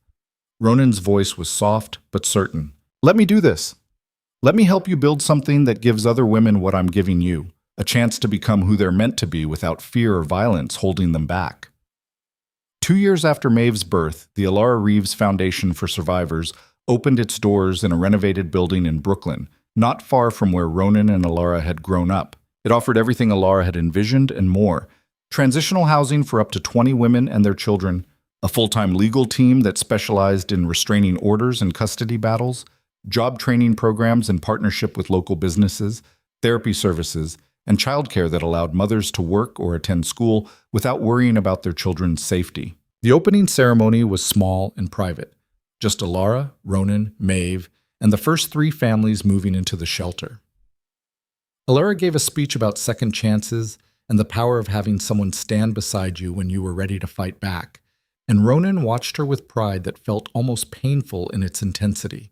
This was who she was meant to be, not a maid scrubbing floors at midnight, not a woman hiding from her abuser, but a fierce defender of people who needed someone to believe in them when they couldn't believe in themselves. After the ceremony, while Maeve played with the other children in the brand new playground, Elara found Ronan standing alone, looking at the building they'd created together. Thank you, she said, for all of this, for believing in it, for making it possible, for standing beside me while I figured out who I wanted to become. You did the hard part. I just provided resources. You provided more than that. You provided hope when I'd forgotten what that felt like. You showed me that power doesn't have to corrupt, that strength can be used to protect instead of control. She took his hand. You became the person we dreamed about being when we were kids, someone who had enough of everything and used it to make the world a little less cruel. Ronan looked down at their joined hands, at Maeve laughing in the playground, at the building full of women getting second chances they deserved. We figured it out together, just like you said we would. Yeah, Elara smiled. We did. 3 years after Maeve's birth, Elara graduated summa cum laude with her accounting degree. Ronan and Maeve sat in the audience, cheering louder than anyone, and afterward they celebrated with ice cream and a trip to the park where Maeve's favorite swings were. What's next? Ronan asked as they watched Maeve play. Graduate school eventually, but first I'm focusing on the foundation. We've had 30 women come through the program, and 23 of them have successfully transitioned to independent living. That's a success rate most programs dream about. It's because you're running it. Because you understand what they need in a way someone who hasn't lived it never could. I had advantages most of them don't have. I had you. Elara bumped his shoulder with hers. Not everyone gets a crime boss guardian angel. Retired crime boss, Ronan corrected. Mostly. It was true. Over the past 3 years, Ronan had been systematically legitimizing his operations, shifting focus from the gray areas toward businesses that could stand up to legal scrutiny. It was a slow process, complicated by the reality that you didn't just walk away from the criminal underworld without consequences. But he was building something different, still powerful but cleaner, still strategic but legal, still capable of protecting the people he cared about without constantly looking over his shoulder for federal investigations. Why the change? Elara asked. You spent 20 years building your empire. Why risk it now by going legitimate? Ronan watched Maeve climb the jungle gym with the fearless determination of a 3-year-old who didn't understand danger yet. Because I want to be someone she can be proud of knowing, someone whose legacy isn't built on bodies and territory disputes, someone who proves you can be powerful without being destructive. She's already proud of you. She calls you Uncle Ronan and tells everyone at preschool that you're the strongest man in the world. I want to earn that. I want to be someone worthy of that kind of uncomplicated trust. He turned to Elara. You made me remember who I was before I became what I needed to be to survive. And I like that person better than the man I've been for the past 20 years. That night, after Maeve was asleep and the house was quiet, Ronan found himself in the library where he'd first realized Alara was the girl from his childhood. So much had changed since that midnight encounter. The scared, bruised woman had transformed into someone confident and purposeful. The premature baby had become a vibrant little girl, and he'd discovered that the power he'd spent decades accumulating meant nothing compared to the power of being present for the people who mattered. Alara found him there, 2 glasses of wine in her hands. She passed him one and settled into the chair beside his. "I've been thinking," she said, "about the future, about what comes next." "What did you come up with?" "I want to expand the foundation. Open locations in other cities, help more women, build a network of support that doesn't depend on luck or one person's resources." She took a sip of wine. "But I also want something else. Something personal." "What's that?" "I want Maeve to have siblings. Not right now, not for a few years, but eventually. I want her to grow up knowing what it's like to have someone who always has your back, the way you had mine when we were kids." Ronan felt something shift in his chest. "Are you saying you want to date? Meet someone?" "Maybe. Someday. When I'm ready to trust someone like that again." She looked at him carefully. "Would that bother you? If I met someone, started building that kind of life?" He took a moment to really examine the question and his feelings about it. Would it bother him to watch Alara fall in love with someone else? Build a romantic relationship that didn't include him? Maybe a little, if he was honest. But more than that, he wanted her to have everything she deserved. Love without violence, partnership without control, someone who'd stand beside her the way she deserved. "It wouldn't bother me," he said truthfully. "I want you to have that if it's what you want. You deserve someone who sees how extraordinary you are, who treats you like you're precious instead of property." "What about you?" Alara asked. "Do you ever think about finding someone, building something beyond your empire and this found family we've created?" "Honestly, no. I've spent so long being someone people fear that I'm not sure I know how to be someone people could love romantically." He smiled sadly. "I'm good at protection and strategy and solving problems. I'm not sure I'm good at vulnerability or trust or any of the things real intimacy requires." "You're good at it with me, with Maeve." "That's different. You knew me before. You see past the reputation to the scared kid underneath." Ronan swirled his wine. "But starting fresh with someone new, explaining what I've done, what I've been, I'm not sure anyone could accept that." "You might be surprised. People are more complicated than you give them credit for." They sat in comfortable silence for a while. 2 people who'd found their way back to each other across decades and completely different lives, who'd built something that didn't fit conventional definitions but worked perfectly for them. 5 years after Maeve's birth, Alara received a letter that changed everything one more time. Trent had been granted early parole for good behavior, and he'd be released in 6 months. She read the letter 3 times before showing it to Ronan, and when she did, her hands were shaking, but her voice was steady. "He's getting out." Ronan took the letter, read it quickly, and his expression hardened into something cold and dangerous. "Rebecca will file to extend the restraining order, and I'll make sure he understands that parole comes with conditions he can't afford to violate." "I'm not afraid of him anymore," Alara said, and realized it was true. "He can't hurt me. He has no power over me. Whatever monster he was in my mind, he's just a man now, a pathetic man who spent 5 years in prison because he couldn't accept that I didn't belong to him. That doesn't mean we take chances. He's proven he's dangerous. I know. But I also know I'm not the same person he terrorized. I've built a life, raised a daughter, created something meaningful that helps other women escape what I escaped. He didn't break me. He tried, but he failed." Her voice was fierce with conviction. "And if he comes near me or Maeve, he'll learn that I'm not someone he can intimidate anymore." Ronan saw the girl who'd punched Derek Moss shining through, and he smiled despite the situation. "There she is. I knew she was still in there." When Trent was released 6 months later, he violated his parole within a week by attempting to contact Alara through social media. Rebecca had him arrested immediately, and the parole violation sent him back to prison to serve the remainder of his original sentence plus additional time. Alara watched it happen from a distance, felt the final piece of fear dissolve, and understood that she was truly free. Not because Trent was back in prison, but because she'd stopped giving him power over her emotional state. He was just someone from her past now, not the monster who haunted her present. 7 years after Maeve's birth, Alara stood at a podium accepting an award for her work with domestic violence survivors. Her foundation had expanded to 5 cities, helped hundreds of women transition to independent living, and become a model that other organizations studied and replicated. Ronan sat in the audience beside Maeve, now a bright, confident 7-year-old who told anyone who'd listened that her mother was a superhero who saved people. He watched Alara speak with confidence and grace about second chances and the power of having someone believe in you, and felt pride so intense it was almost overwhelming. This was what success looked like. Not money or territory or power over others, but helping someone become who they were meant to be.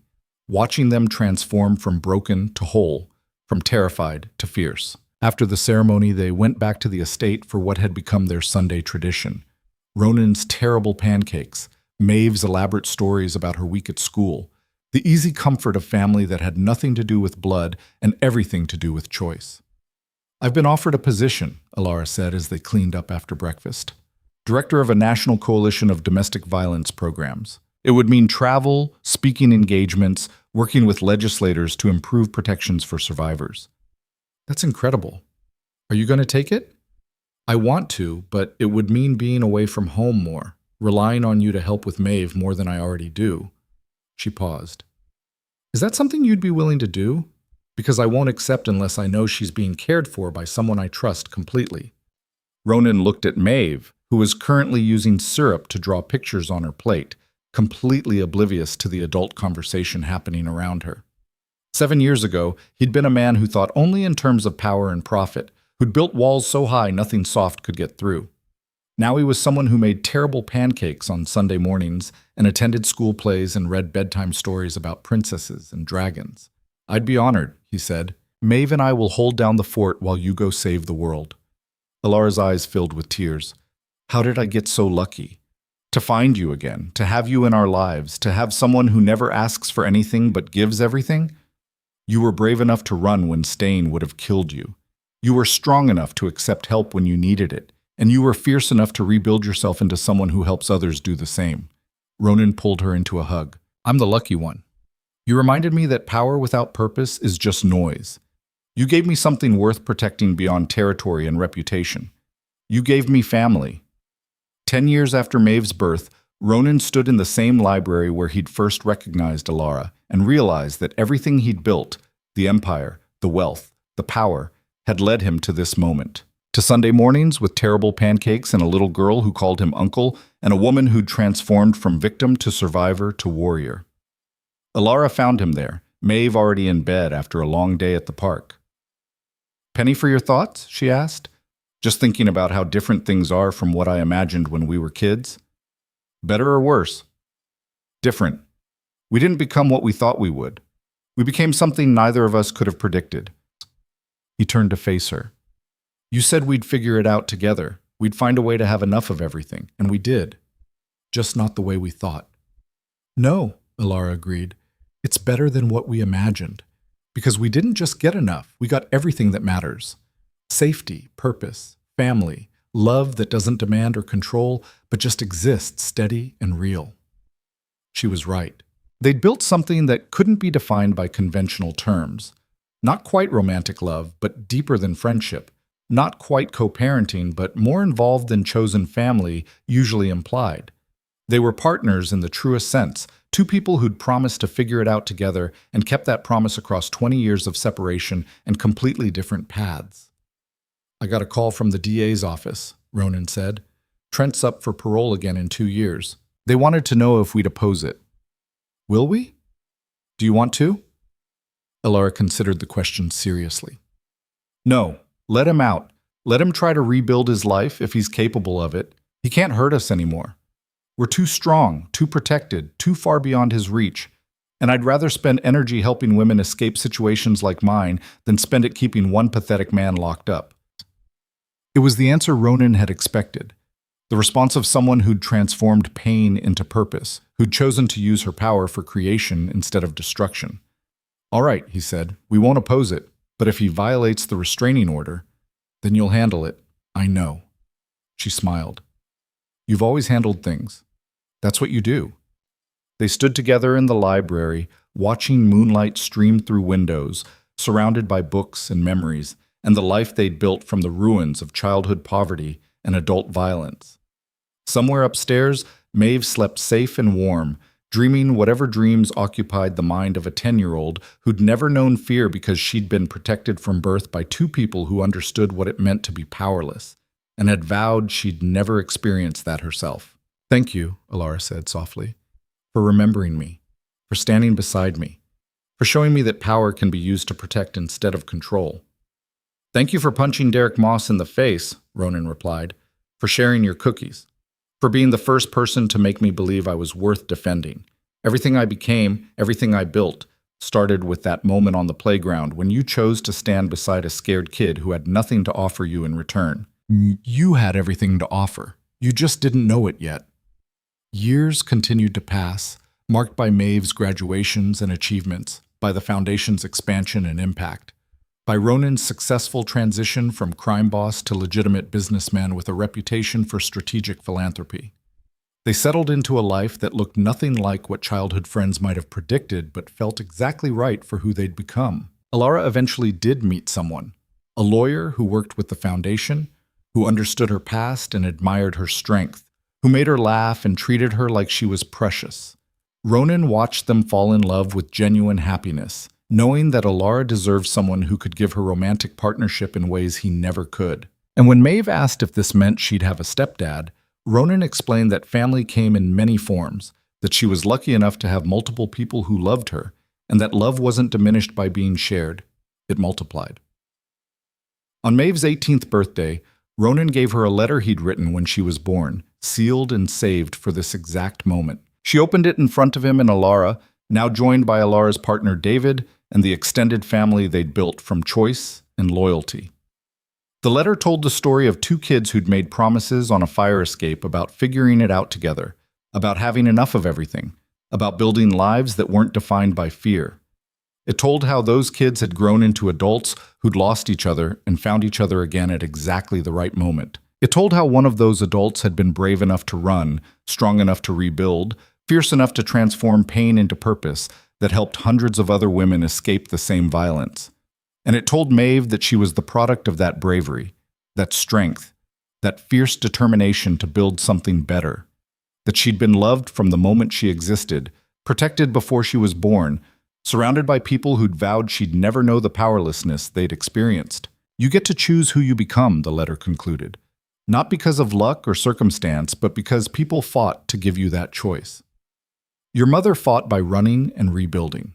I fought by using everything I'd built to make sure she was safe. And together, we created space for you to be whoever you want to be without fear or violence or poverty limiting your options.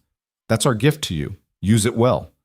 Maeve read the letter twice, tears streaming down her face, then threw her arms around both of them. "I love you both so much," she said. "Thank you for fighting for me before I could fight for myself." That night, after the party ended and guests departed, Ronan and Alara stood on the terrace watching stars appear in the darkening sky. "We did it," Alara said softly. "We figured it out together." "We did," Ronan agreed. "Not the way we imagined, but we got there." "Better than we imagined," Alara corrected, "because we didn't just save ourselves. We saved each other, and we used what we built to help others do the same." Ronan thought about the scared 8-year-old who'd thrown rocks at bullies, about the ruthless crime boss who'd built an empire on violence and strategy, about the man he'd become through the simple act of keeping a 20-year-old promise to a girl who'd shared her cookies and stood beside him when no one else would. He thought about Alara, fierce at 9, broken at 25, transformed into someone who turned her pain into purpose and helped hundreds of women escape the violence she'd survived. He thought about Maeve, born 3 weeks early from stress and fear, now a young woman ready to take on the world with all the advantages they'd fought to give her. And he understood that this was what power was truly for. Not accumulating wealth or controlling territory or making people afraid of your name, but protecting the vulnerable, creating opportunities for those who'd been denied them, building something that outlasted your own life and made the world incrementally less cruel. "Do you ever regret it?" Alara asked. "The path you took, the things you had to do to get here?" Ronan considered the question one final time. I regret that the world made that path necessary. I regret that being good and playing by rules isn't enough to lift people out of poverty and powerlessness. But do I regret having the resources to protect you when you needed it? To give Maeve opportunities we never had? To build something meaningful that helps other women escape what you escaped? He shook his head. No, I don't regret that at all. They stood together in comfortable silence, two people who'd promised to figure it out together and kept that promise through decades of separation and reunion, through violence and healing, through building and rebuilding. The boy who'd been powerless had become powerful. The girl who'd been fearless had been broken and made herself whole again. Together, they'd created something that transcended both their pasts, a future built on choice instead of necessity, on love instead of fear, on the understanding that real strength came not from the ability to hurt, but from the willingness to protect. And somewhere inside the estate, a young woman slept with dreams of who she might become, protected by people who'd fought to give her that choice, surrounded by love that asked nothing in return except that she use her freedom well.